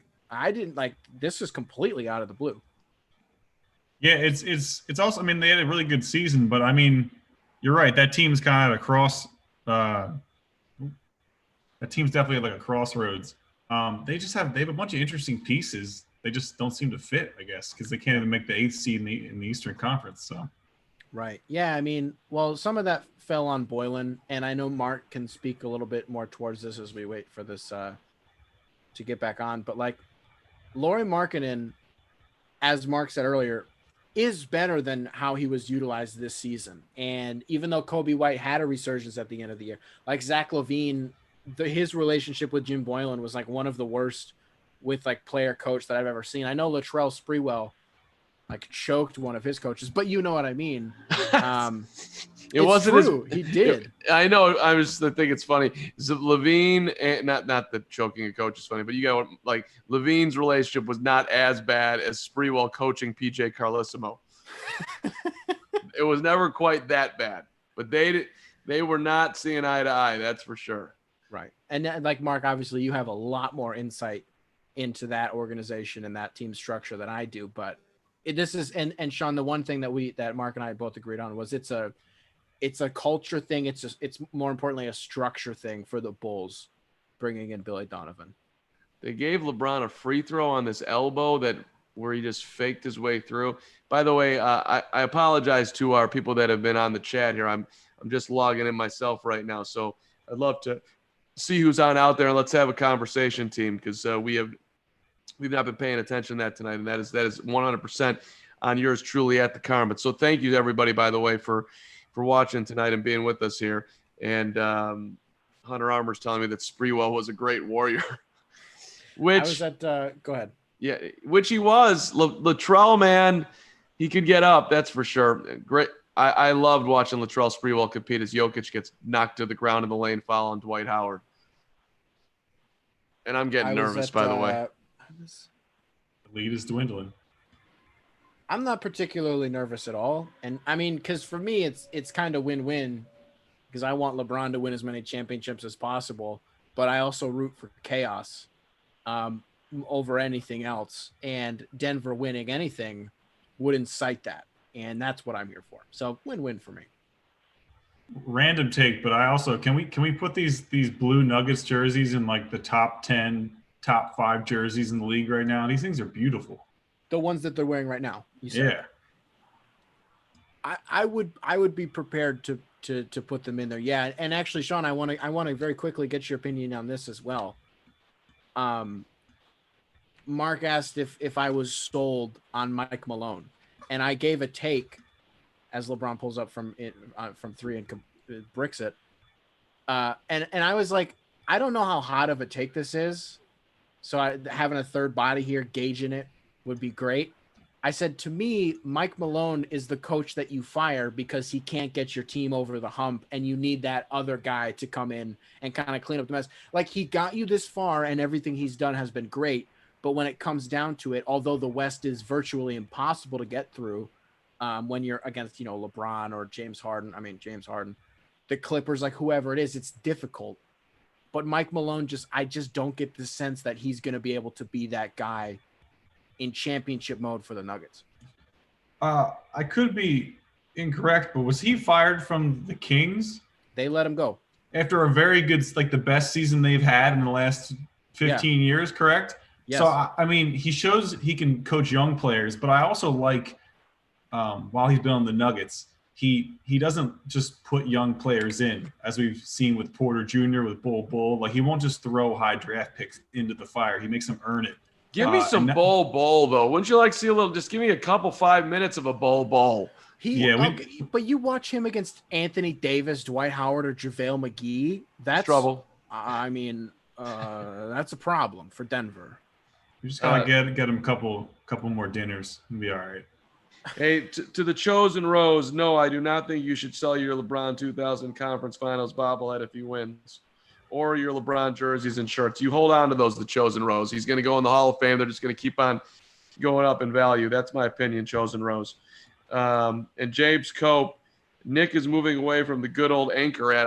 Are you? What does that mean, Nick?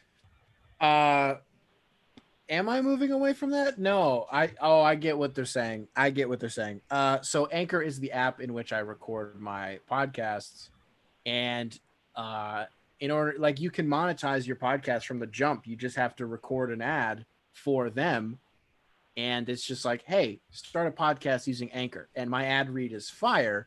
But the other ad reads I have are through them, so don't worry.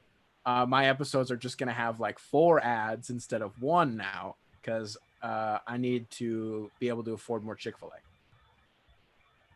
That was a sweet coast-to-coast play by Jeremy Grant as the Nuggets go back up 12 here. Great response to the Lakers getting it within 5 here to start the second half. That was an impressive little bounce back for Denver.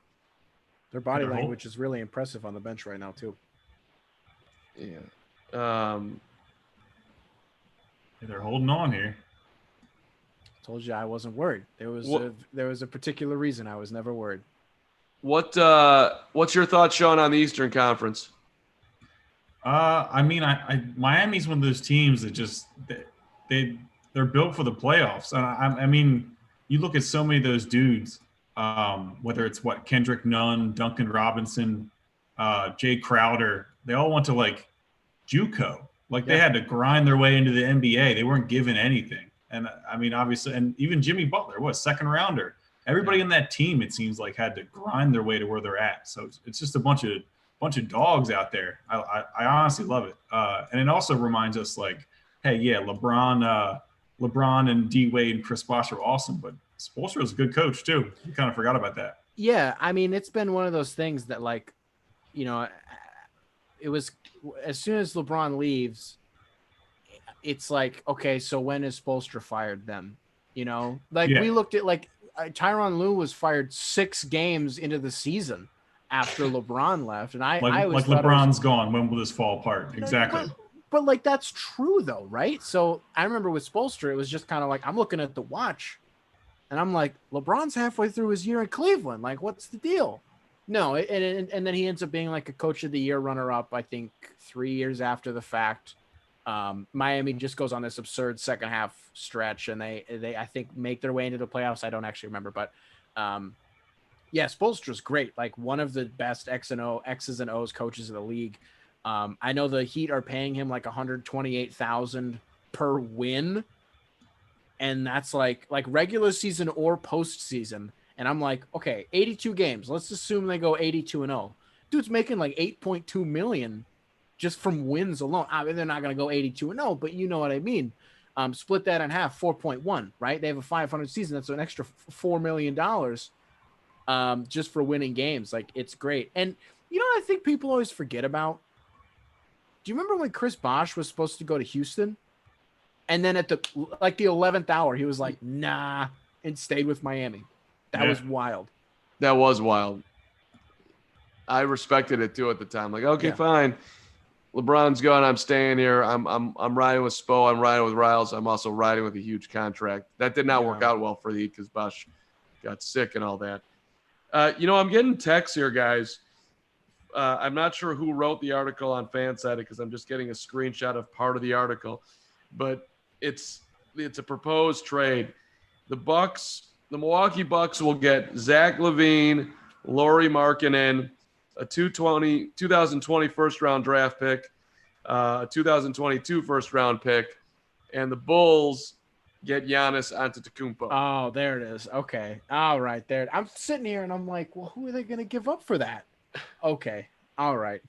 I don't know if you get Chris Middleton for that, by the way. No, I was going to say, like, is that like Brooke and like Bledsoe? Like, who is Dante DiVincenzo? Like, who is this involved? Right. You're not getting Giannis for Lauri Markkanen and Zach LaVine. No, ever. And I do appreciate. I think it was Bleacher Report put out an article. It was like one Giannis trade for every team in the NBA. Detroit's was like Blake. Their next 18 first-round draft picks. Yeah, like I love the ambition on the content idea there, guys. But did any trade stand out that you thought made the most sense? No trades for Giannis make any sense for Milwaukee in any sense of the word. Nothing is going to be more valuable for Milwaukee than just running it back, and I 100% believe that. Unless you're looking at Bam, Hero, and Duncan Robinson, or nothing Luka. is. Or well, okay, yes, of course, but like. The only way that Dallas is interested in Giannis is if they can put those two together, right? Otherwise, no, absolutely not. Two tough shots by LeBron on the right wing, facing up on Jeremy Grant. Just jab, step, shoots the jumper. Both of them, I thought, no chance. They both went in. Another assist for Murray, too. Yeah. Piling them up.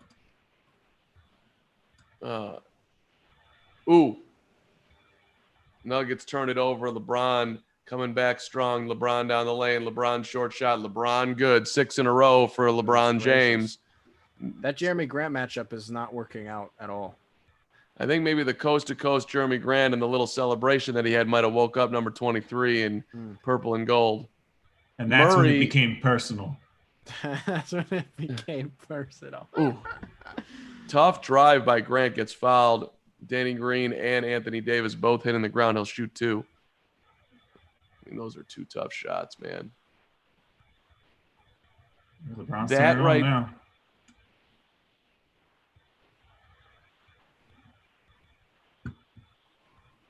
I mean, he is got that look on his face right now. LeBron James does. 74-65. Long way to go here. Long way to go. Jeremy Grant's played a great game, by the way. He's got 17 points. I was about to ask, can we get a LeBron line check? Sure, let's get a LeBron line check. Why is... All right, he's got 17 points, 9 assists, and 7 boards. What is he at? Up to like 6 turnovers? 5. 5 still? Still at a -3 plus-minus, but... How many minutes has he played? 23 so far. That seems low. That seems low. That seems weirdly low. He was out twice in the first half. They gave him a break in both the first and second quarter. I guess that they're probably just going to, this whole second half, he's probably only going to leave the floor like once then. James with a hard drive down the lane, got it poked away out of bounds. 5 to shoot here with the Nuggets up 11. That was good D by Millsap. I don't know how that was out on.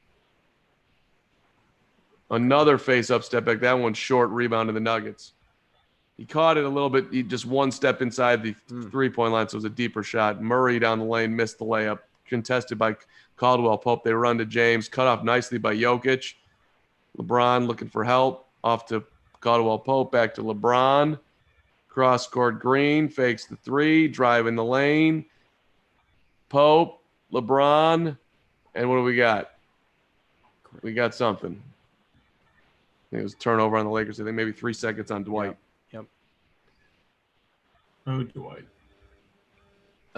Sean, let me ask you this. I asked this to Mark earlier. So you're a Sixers guy, correct?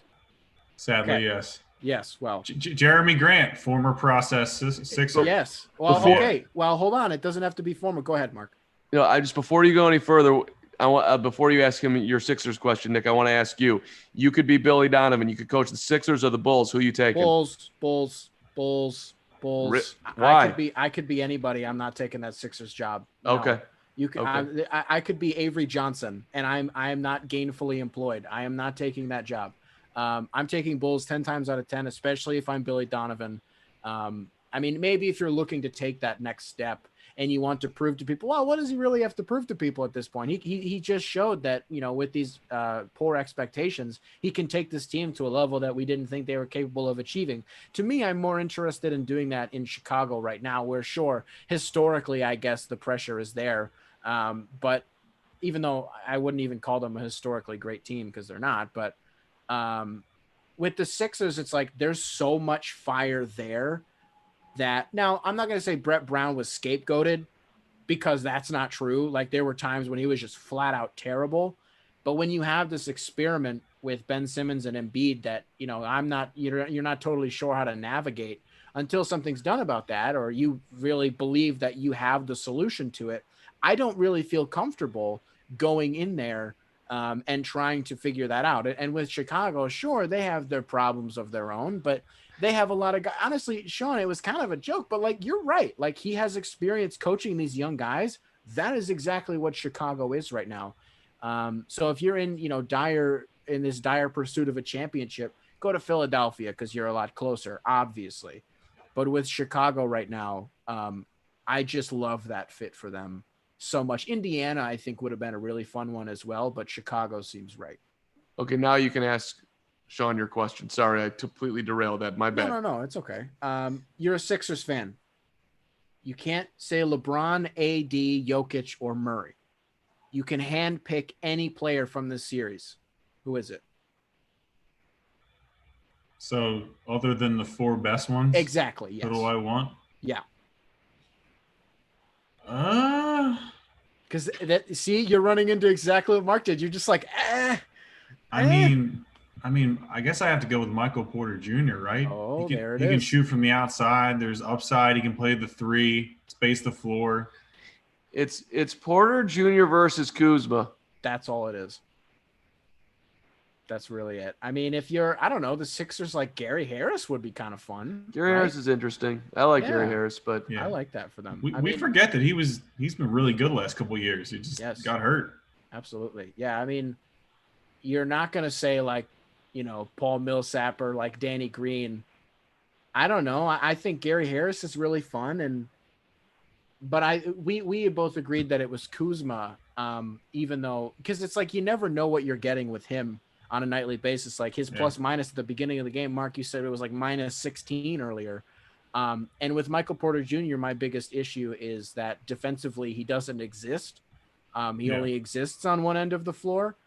And I don't know. I guess with Philadelphia, you can kind of mask that a little bit. I mean, you have Embiid, one of the best rim protectors in basketball, and Ben Simmons, who, depending on who you ask, is like the best on-ball defender in basketball. So I guess maybe you could hide him a little bit, and that would actually be really interesting. Yeah, I think the main thing for me is just 2 years ago, Simmons and Embiid on the floor together were excellent offensively, and as they've traded away all these shooters that we used to have, Covington, Redick, Shamet, as you trade away all the spacing on the floor, they get worse and worse. So, yeah. I mean, both of those guys would space the floor nicely. So either of them would be good. Gary Harris, I'm looking this up. I can't believe He shot 39% and 42% from three on like 4 and 5 attempts per game. Yeah, that's awesome. Yeah, like and I'm a Michigan State guy, so like I'm familiar with how good Gary Harris has been. And Nuggets. Go ahead. No, I'm saying Nuggets pulling away are up 18. There was an epic moment with Dwight Howard about 5 minutes ago where the Nuggets had a shot. There was nothing but purple jerseys in the lane. I think it was KCP who had the rebound, but Dwight wanted it. Dwight went to get it, tried to snatch it away from whatever teammate, and then lost it out of bounds. And Anthony Davis looked at him like he was going to kill him. So there's a little Laker angst right now as they fall down 18. LeBron's off the court. There's 3 minutes to go here in the third quarter. Back to the conversation. Team. Sean, that's going to be the weirdest. Can I just say that's going to be the weirdest Hall of Fame induction ever? Maybe Dwight Howard's Hall of Fame induction, because everyone's going to be like, wait, Dwight Howard? And then you look back at his resume. It's like oh, yeah. 3 Defensive Player of the Years in a row, best player on a finals team. Yeah. And you're like, oh, man. Like, absolutely. Yeah. And then he'll make like a fart joke at the podium or something like that. Sean, I want to ask you this. So I'm a Pistons fan and Mark is a Bulls fan. Who has the brighter future? Ooh. I mean, who? Not to be insulting, but who do the Pistons have? Sekou. We have Sekou Doumbouya. Depending on how you value Christian Wood. Yeah, but is that your best player? Right now, our best player is Derek. Blake when he's healthy is our best player. Derek. Yeah. I mean, that's amazing. Like Blake is our best player when he's healthy, and it's not close. Derek is right there under him, and then I don't know. Depends on who you ask. Like I guess Christian would probably be third right now. Yeah. What do you think Derek's worth on the open market? You ain't getting a first round pick for him, right? No way. That's the thing is like the teams who want him don't have anything Detroit wants is the problem. So unfortunately, I don't think much. I say unfortunately, it's fine for me because I want to keep him. But do teams even want Derek? Yeah, he can give you 17 points off the bench for 45 games a year or something like that. I mean, he played. He wasn't hurt a lot last year. I mean, he was hurt a little bit at the end, and then it was just kind of like why don't you just stay out? Because why would you play right now? But like Philly would be, I think, a really interesting team for him. I love Derek. Yeah. Love him. One of my favorite players ever. But I don't think he has any value as far as at least in the trade market. But he would be in it. Like there's a lot of good fits for Rose.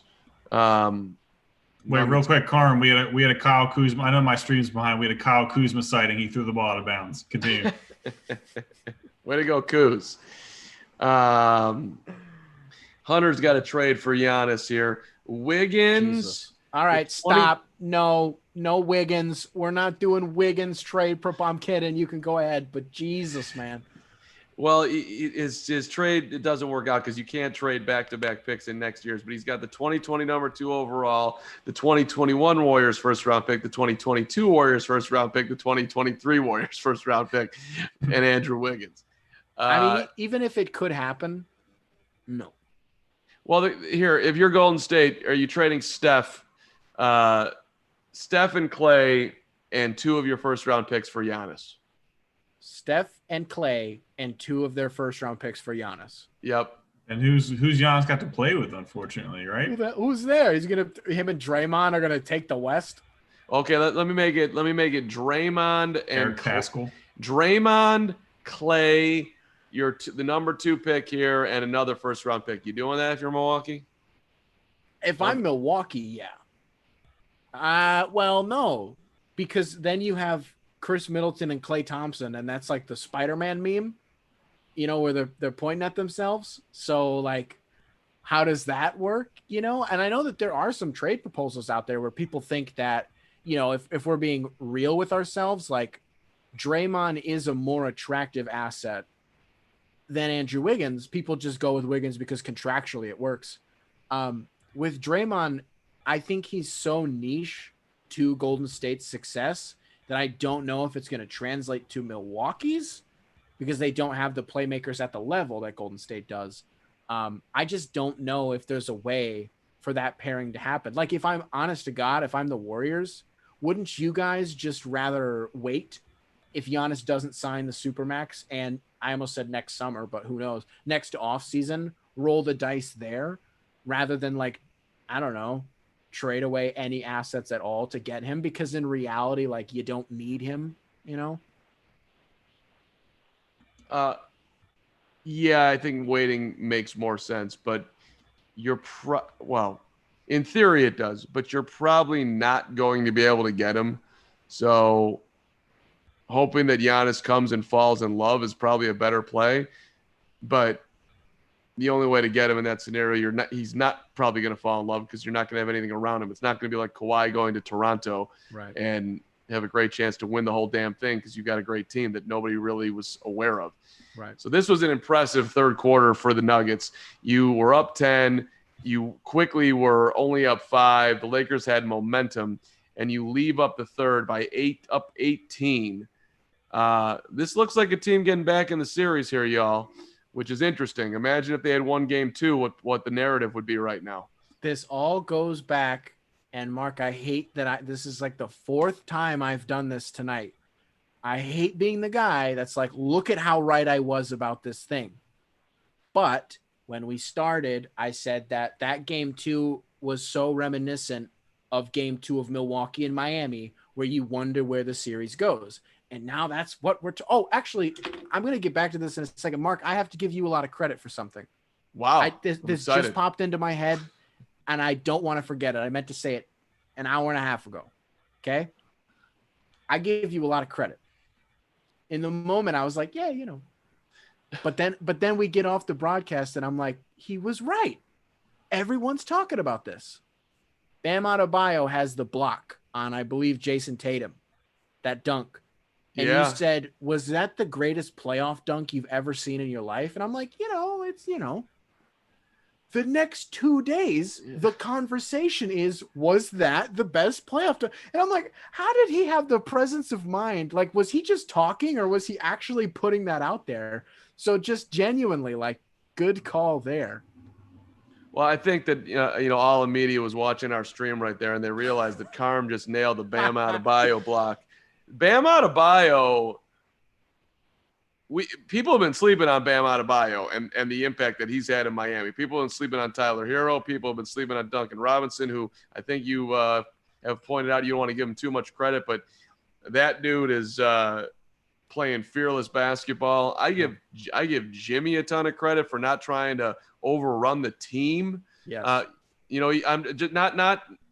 I see you shaking your head. Like, I'm not saying like he's carrying the team. The fact that he's like stepped into a role is impressive to me, because Jimmy's been a large pain in the ass his entire career, and it seems like he really hasn't done that in Miami. Kendrick Nunn too. Like, Miami's success right now should give a lot of teams hope in the league. I had Sam Smith, longtime writer on my the Windy City podcast today, talking about Billy Donovan getting hired.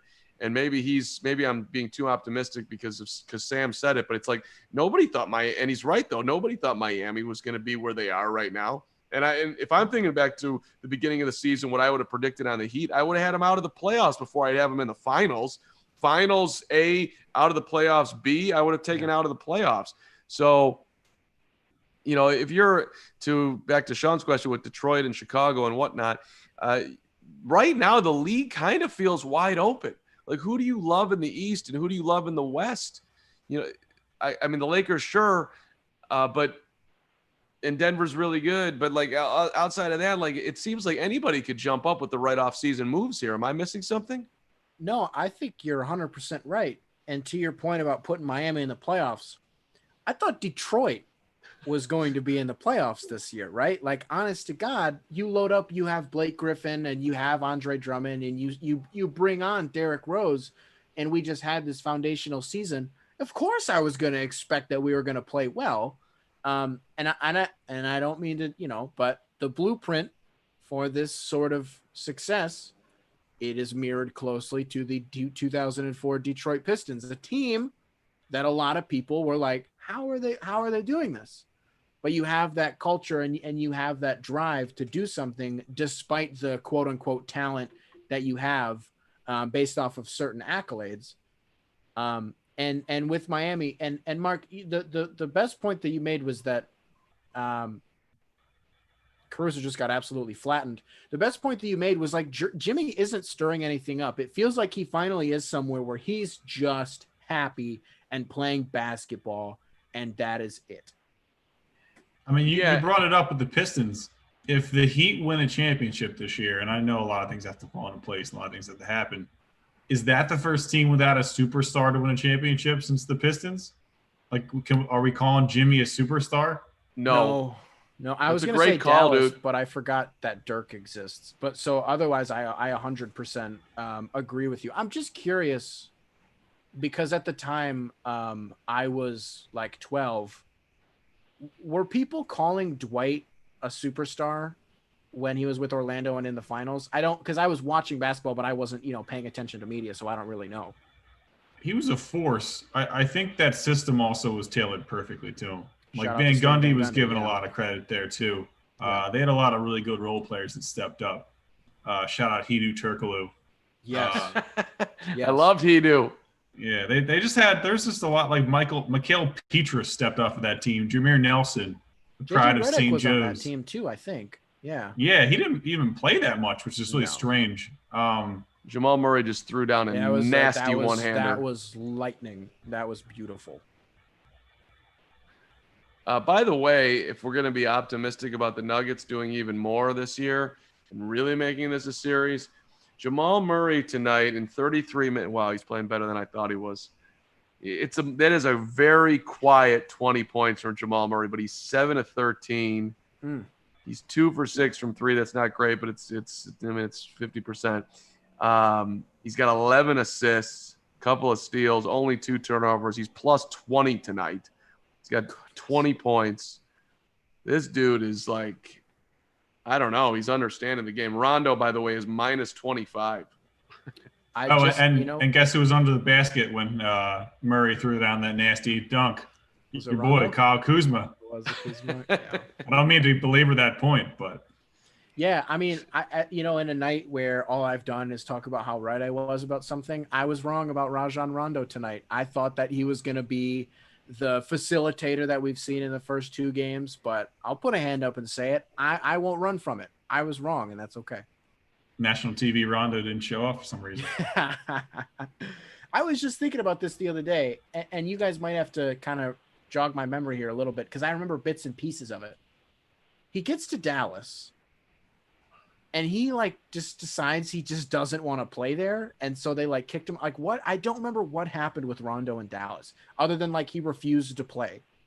He beefed with Carlisle because, and Carm, if I'm wrong about this, I think Rondo's a control freak, and I think Rick Carlisle might also be. I think they just were too similar. There was literally a play where he didn't make it over the half court in 8 seconds, purposefully. He was doing stuff to purposely piss Rick Carlisle off. It's interesting, too, because both those guys – well, Rondo was with the Bulls, and so in the times that I was around him, which was quite a bit, I really enjoyed him. But if you go back in time, younger Carm and young Rondo – when the Celtics and the Bulls had that epic first-round playoff series that won 7 games, I think you guys remember that? Yep, so Rondo's walking into the United Center one day, and I start walking right with him. This is when the bus is dropping him off, and I'm walking with him. And for some, I just enjoyed his game, and I didn't realize that Rondo was a crazy man at that point, and you couldn't talk, to him. So I said something to him. And I was trying to make some level of joke or trying to get some rapport going. And he scowled at me dude, get out of my way. Don't say anything to me. Excuse me, I will kill you. And he's mellowed out, but I could see him and Rick when Rondo was like that not working because Carlisle he's not going to have any nonsense. Right. Yeah. I got to go to a Bulls game years ago. I say years ago, it was 3 years ago. And it's weird in retrospect, looking at that team, both teams that were playing and seeing where all of them are now. It's the Dwayne Wade, Rajon Rondo, Jimmy Butler, like Paul Zipser Bulls. Paul Zipser, yeah. That What a dates the clown. story. Versus the Lob City Clippers. And it was like, it's so weird to like think back to that. And I remember I'm sitting at before we go to the game, I'm thinking to myself, like, it's a Friday night. It's the Clippers. I'm like, I bet Scotty's going to be there, right? Like Oprah's going to be there. Like someone's going to be there. We get to the game and I swear to God, Scotty's sitting like 25 feet away from me. And I'm like looking at him like, oh my gosh. And then, we're about halfway through the game and Chance, the rapper, like a week ago, just won a Grammy. And he's like, I'm like looking at him across the floor, like he's here. Like it was crazy. Showtime at United. But yeah, that's the first time I've ever been to United Center. And also, I think it was Denzel Valentine's second year. So I was excited to see him as a Michigan State fan. I did wear my white cement Jordan 3s, of course. Best J's. Absolutely. Those are my grails. Like that. I've had them for like 4 years and have worn them like 5 times. And one of them was to a Bulls game.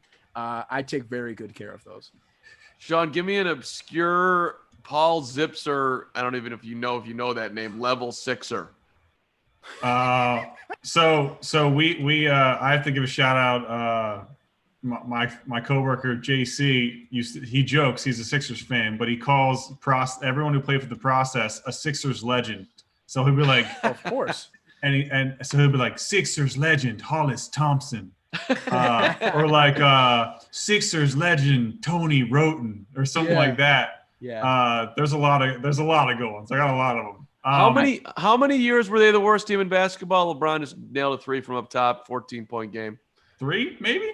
I was gonna say 2 3 or 4, yeah. 2 or 3. We'll call it 3. Real quick, I just remembered a story, and I just fact checked it. So the day before Rondo was traded to Dallas, he's still in Boston at this point.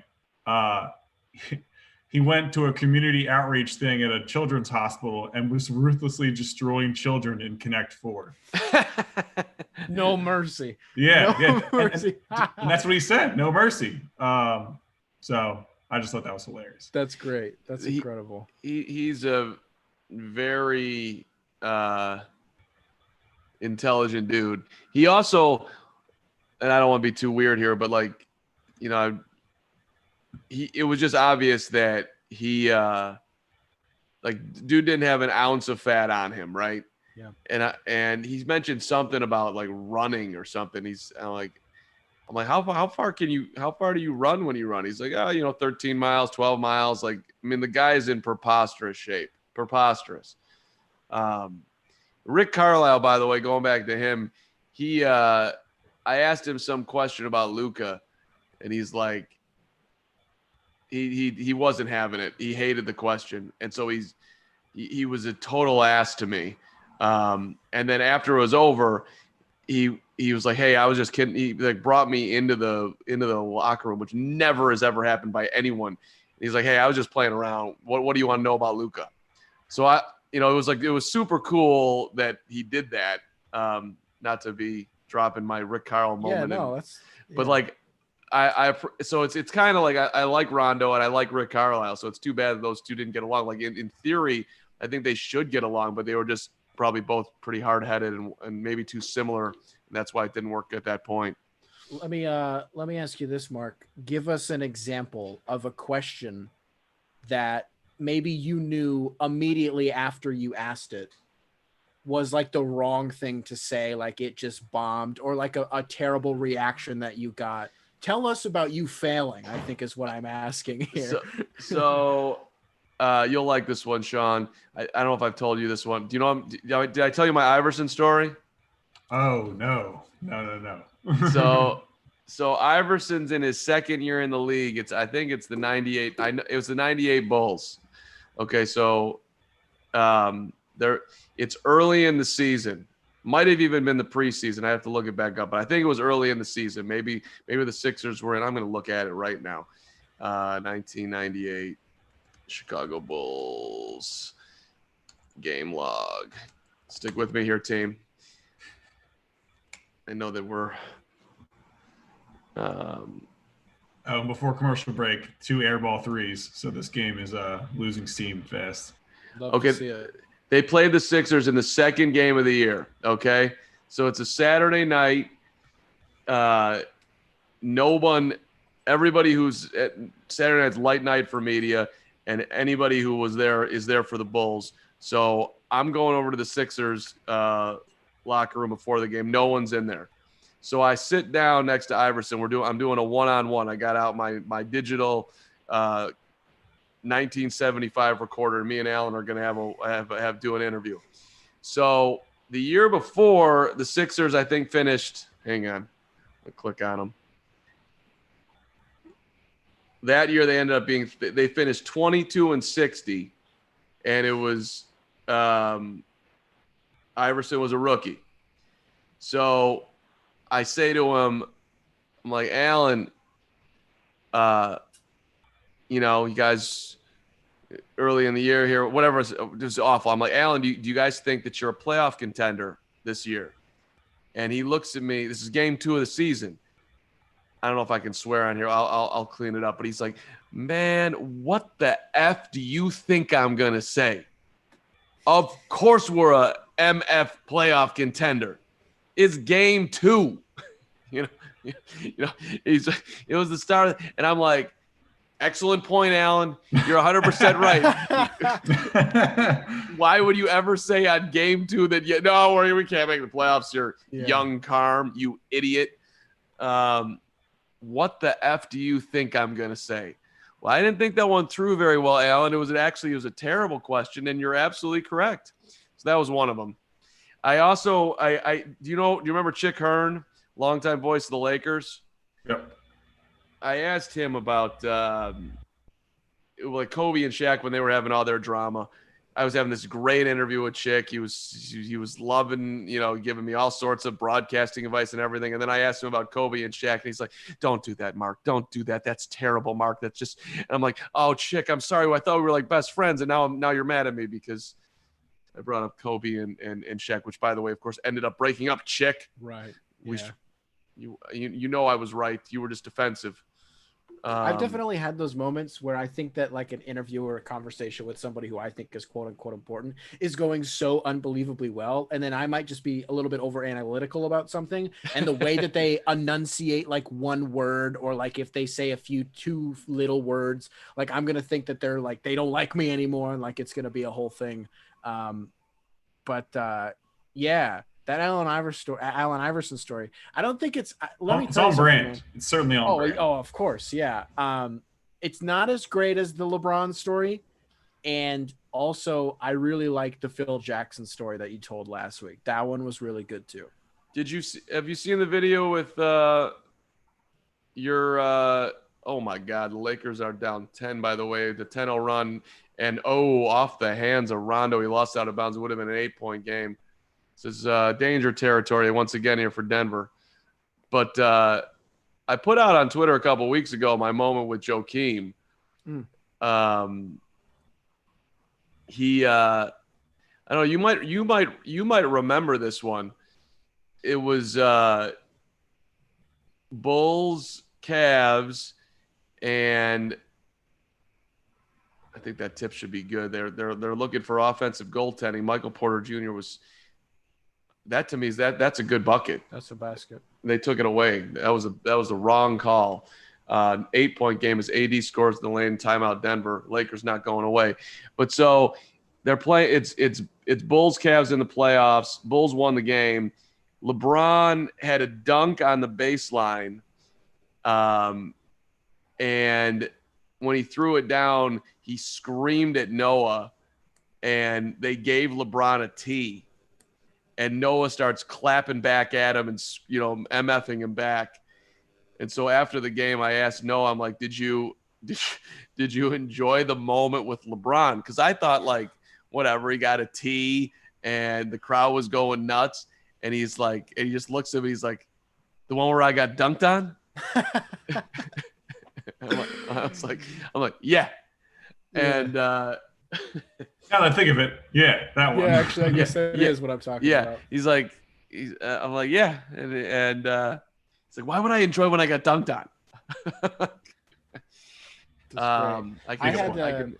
I had an instance a few months after we moved here. So a little under a year ago now. I get all the time, as somebody who regularly posts videos of myself reacting to things on Twitter, all the time I get Joakim Noah stuff. So I'm like, yeah, like I know at this point. I swear to God, I had just started working at Wrigley Field. I'm walking there, and a guy, you know how sometimes you just have a feeling that someone's going to talk to you? Like you're walking down the street, and sometimes you're just like, this guy's going to say something to me. I had my headphones in, but I turned it down so I could whatever. I keep walking, and he goes, "You look like that basketball player." Do I look 6'10"? And How tall are you, Nick? I'm like 5'11". All right, on a good day. And I'm like, you talking about for the Bulls, Joakim Noah? And he's like he's like describing him, because my hair used to be a lot longer. Like I have it, whatever. And he's like, yeah. I see and it I'm now. like, he's like, yeah, like you look like him. I'm like, I get it literally all the time. Thanks, guy. Like a random guy on the street. So now if anybody ever assumes I'm him, they will have to, like, $5. You can have a picture with Joakim Noah, or I'll just say I'm his son or something. You should say cousin. Okay, that would work as well. I mean, or whatever. Or I'll just, like we were talking about last week, I'll start a Cameo account, and then I'll just say that I'm Joakim Noah's cousin. Although I never did, as Dylan asked, I never did look into how many people have actually paid Ben Gordon the $800 for a video on Cameo. I never looked into that. Okay, so the Nuggets right now, to our Mike Malone question, these guys are so messed up. It's a 4-point game. They're giving up run out after run out. He has not been able to stem the tide at all here. They've gone to a zone, and Denver has not figured out how to attack it here. The last possession down, Jokic had the ball with Rondo guarding him now Rondo just stole it from Jokic. Rondo the other way. Rondo to Kuzma. Layup is in. No, layup is out. Wow. What do they call? Call it a foul? That's a foul on Jokic. He got his left wrist. I mean, Rondo just raped Jamal Murray. No call. Run out, LeBron, dunk.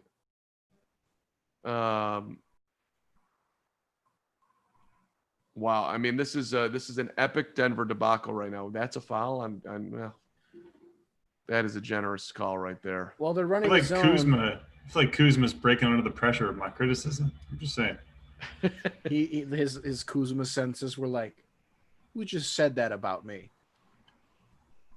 Yeah, no, I mean, if the Lakers are going to run a zone, Denver's ball movement can't be as bad as it is. That's like the whole point. It's how is this a 20? Is this a 17-0 run? I think it is. Something close to it. I'm still on that baseline feed, and they don't show replays or graphics, so I couldn't tell you that. I mean, this is super interesting what the Lakers are doing here.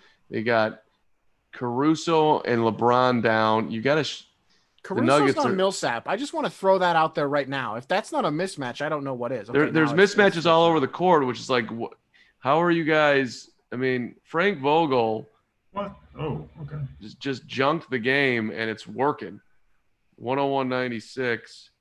Well, the Lakers have absolutely no shooting on the floor either, so I don't know why you don't just crowd the paint if you're the Nuggets. That's a good point. LeBron right by Jokic, layup is in. Because that's exactly when LeBron puts his head down. That was a great finish there.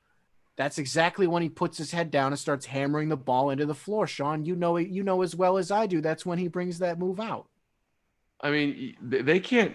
They're crushing Jokic, and they can't get a call. Finally, you get a whistle here. I love that Rondo comes over there. I love for 100%. It's Caruso on Jokic, and Rondo comes over there. Of all people, the two guards on the floor, and that's your defense for Jokic. I love that hustle and that energy from both of them.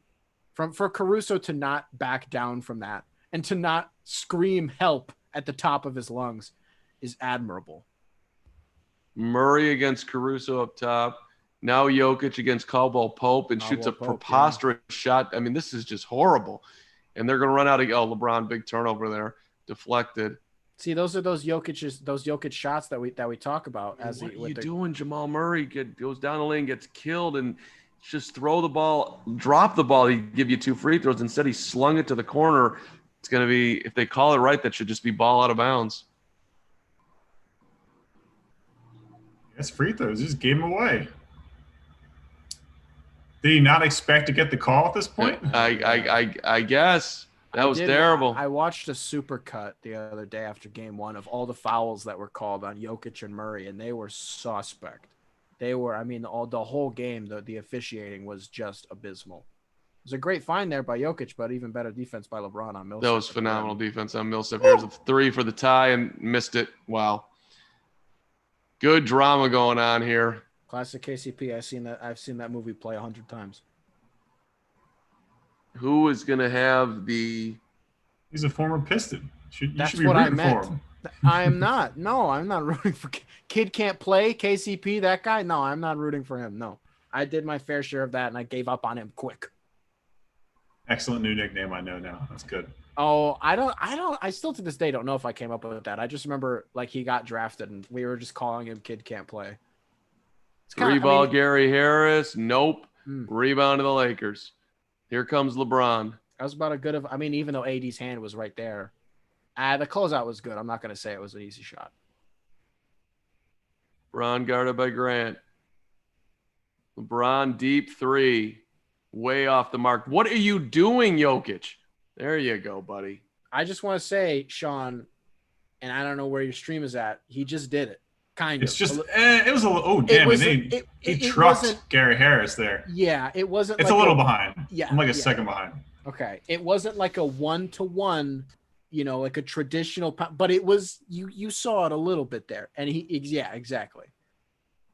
There was a little bit too much horizontal movement, right? He doesn't really do that kind of side to side, and he was doing that a little bit there.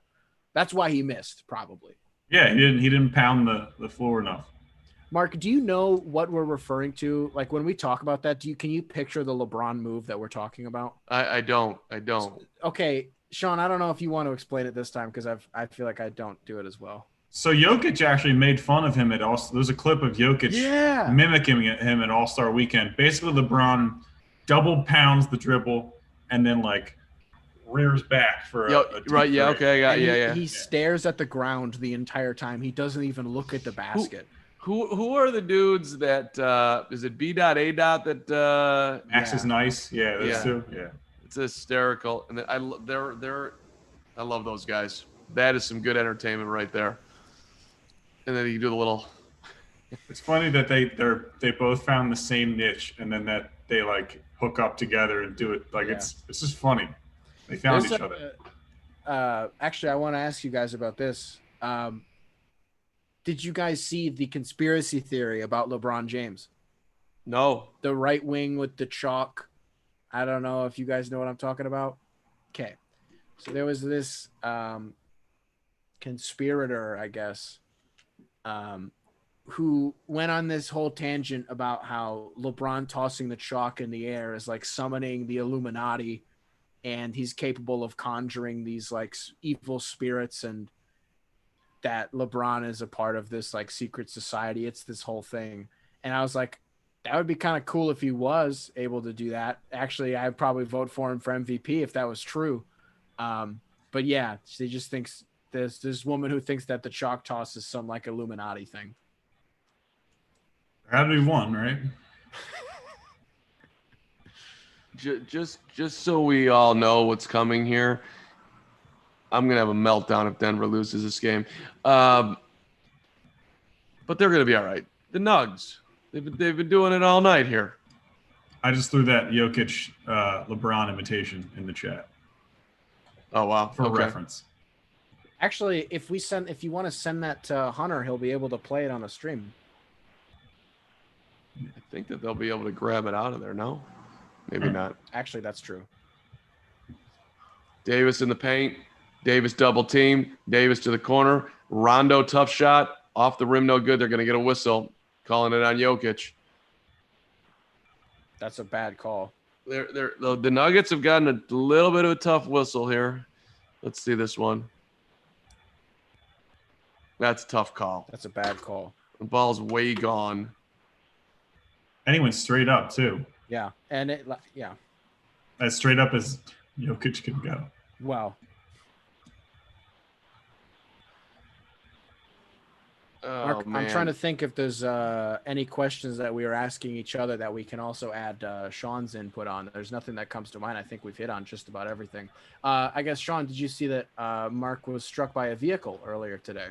No, I didn't catch that one. Yeah. You're going to have to check his Twitter once we get off of this. Richard did some creative editing on my bike ride today, Sean. I was getting hyped. Jamal Murray had a three, didn't take it, got in the lane, short shot around and out. Davis the rebound. 4-point game. Here comes LeBron. Brown in the lane. Brown around the back. Brown jumper. Rim it no good. Rebound Jokic. Everything but the bucket right there. That was a sweet move. You're up 4, and these trips feel like must scorches. Now Jokic against Rondo. Oh, I love it. Oh, I love that so much. Rondo is guarding Jokic. You got your left. Jokic can't. Oh my! Calls for it back. There's the right shoulder, and he dishes it off to Gary Harris. And you know what? Dude, shoot the 3-footer. Oh my God! Gary Harris got himself blocked by the backboard. The Nuggets are choking. Is what they're doing. Kuzma for 3. Nope. But the Lakers can't hit a shot the last couple of possessions. They got a kick out of that one, huh, Sean? Sorry, I don't have anything against them. It's just funny. It's just gonna piss me off all night that Jokic called for the ball on 2 separate occasions, had both shoulders, could go any way that he wants, turns once, gives the ball huge back to three Murray, by Murray. calls for the ball again. There it is. Okay. And then dishes it out to Gary Harrison. God, man, that huge 3. Jamal Murray, 106.99. We're a little bit ahead of you right now. LeBron, double teamed. Kuzma, good pass to Rondo. Great pass by Kuzma. And they're going to call an offensive foul on Rondo pushing off. I think Millsap went to the ground. I don't really think that was a spectacular call, but if it's a makeup, that's all the same with me. I didn't really see. We can't be doing makeups in the final 2 minutes of that. Let me see what they got this right. We did it in the final 2 seconds. Oh, okay. No, that might have been a makeup. I think Millsap did that really. He faked it. Millsap just did the LeBron. Now we're just gonna get everybody doing flops.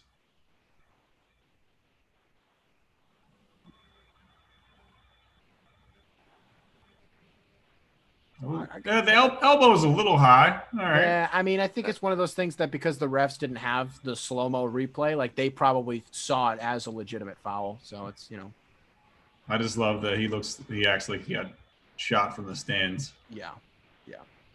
From the grassy knoll, Rajon Rondo's elbow. Yeah. Here comes Jamal Murray. Nice pass, Millsap. Back to Murray. Back to Millsap. Dunks with the 2-hand jam. 108.99 as you see it there. That's huge.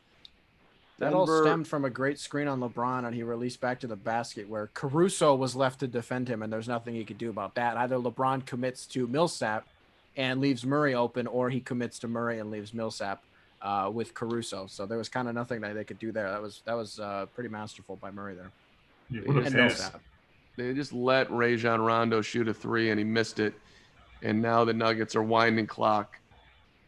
Under a minute. Looks like Denver did everything they could to make this as interesting as possible, but they're going to survive. Deep 3 by Murray is in from the left wing. Goodness, man. And that, I think, a little shimmy there, too. For Rondo, that really is the worst when they throw it to you and you're wide open and the other team's like, Go ahead. The old Russell Westbrook, Ben Simmons treatment Rajon Rondo's getting there. Yeah. The guy I used to hoop with who played at Kentucky, played in the league for a second, Roderick Rhodes. His comments on that when he'd leave you wide open, he would just start screaming, "He's with us! He's with us!" That would get in my head when I was the guy that was wide open. Yeah. Yes, I am. I'm with you, Clank. Hey, you gotta let them make one. They gotta make one before I jump out. Right? That's always my strategy. I got to see it. Yeah. I might have to see two. But this is the league. All right, so here we're gonna have a 2-1 series. What are gonna be what's the takeaway here for Denver? You're back in it going into game 4. Yeah, I think you got to feel halfway decent about yourself if you're the Nugs. You still even down a game. I think you feel good about it. I think I'm still a little bit disgusted and pissed off that as many mismatches as we saw, especially in the second half, especially in this fourth quarter, especially in these last 5 minutes, and you failed to take advantage of most of them, but still nonetheless found a way to get baskets. You keep letting I almost said Vegas. You keep letting the Lakers kind of get back into this game, chip away at the lead. This was once an 18-point game. Then I think it got down to 5 was the closest after that. Then you're somewhere between 5 and 12 the rest of the way. And I think what matters is the resilience for Denver tonight was on full display, and that's great moving forward. Your guy Kyle Kuzma, by the way, just went down the lane with the left-handed finish and got fouled by Jokic, which is not a very smart foul at this point. Let him shoot the layup. Go ahead. I was just going to say, I think for the Nuggets, it's always about that third guy. And again, Grant played awesome. Yeah. 25 points. He hit 2 threes. They need that third guy to show up every night. And then also, I think we saw, now it won't happen every night, but the Lakers, 24% from 3, 6 for 25. You got to make him hit those, clog the lane. Because LeBron, when his jumper's off, he's going to put his head down and get into the paint. Clog the paint until they make you pay if you're the Nuggets. Absolutely. I'm excited. This is sweet. Let's get to a game 4, and we'll, if they lose game 4, everyone will be saying I was gonna say, what's the collision course here? It's exactly what you were about to say. Yeah. I mean, people will be like, well, they came back from 3-1 down to Utah, came back 3-1 down to LA. I don't think you want to fall down 3-1 to the Lakers, but you get to 2-2. Can I make a proposal? Yeah. I'm speaking hypothetically, of course, and I just want it to be known that I don't believe what I'm about to say. I'm just throwing it out there because I want opinions. They go down 3-1 against the Lakers. They win. They go down 3-1 against Boston or Miami, and they win. Is this the greatest championship team of all time? Because on one hand, they went down 3-1 in 4 consecutive series. But on the other hand, they overcame it in 4 consecutive series. Thoughts? Sean, I'll let you handle that. I think even if they come back from the Lakers 3-1, life isn't fair, and I think they'll lose to the Heat. I don't think this isn't a movie. Even if they come back from the third one, there's no way. Yeah. They're going to get disappointed because life is cold. All right. That's a great answer. I do not disagree with you. I would say that they would be the most unique NBA champion of all time. That's good. Yeah, that's good. I'm not going to say they're the best because that'd be kind of crazy. But pure uniqueness, if they really were to do that, even if they made it to the finals with that story, would be unbelievable. Caruso's having a rough go of it, misses another 3. A guy who's Caruso doing all the little things through the first 2 games, making such a tremendous impact on both ends of the floor. And today he and Rondo have just been, what's Caruso's plus minus? I don't know if either of you have it up right there. I got it. Hang on. -8. That's way better that he was a part of the run coming back, which helped him out. Absolutely. Yeah. I mean, look, that game 1 was never going to, I don't care if Denver won. I don't care if the Lakers won. Game 1 was never going to be indicative of where this series was actually heading. And anybody who thought differently, I don't care what game 1 looked like, was an unequivocal moron. And we were just shown why that's not the case. Denver has gas in the tank. Like Sean, you hit the nail right on the head. It's about having that third guy. And tonight, even Jeremy Grant putting a bow on it with those free throws at the end, they were just better tonight. And they had the better 8 or 9. And Plumlee, I didn't really see too much from him tonight that I thought was overly spectacular. He didn't have any Three Stooges moments, which was great.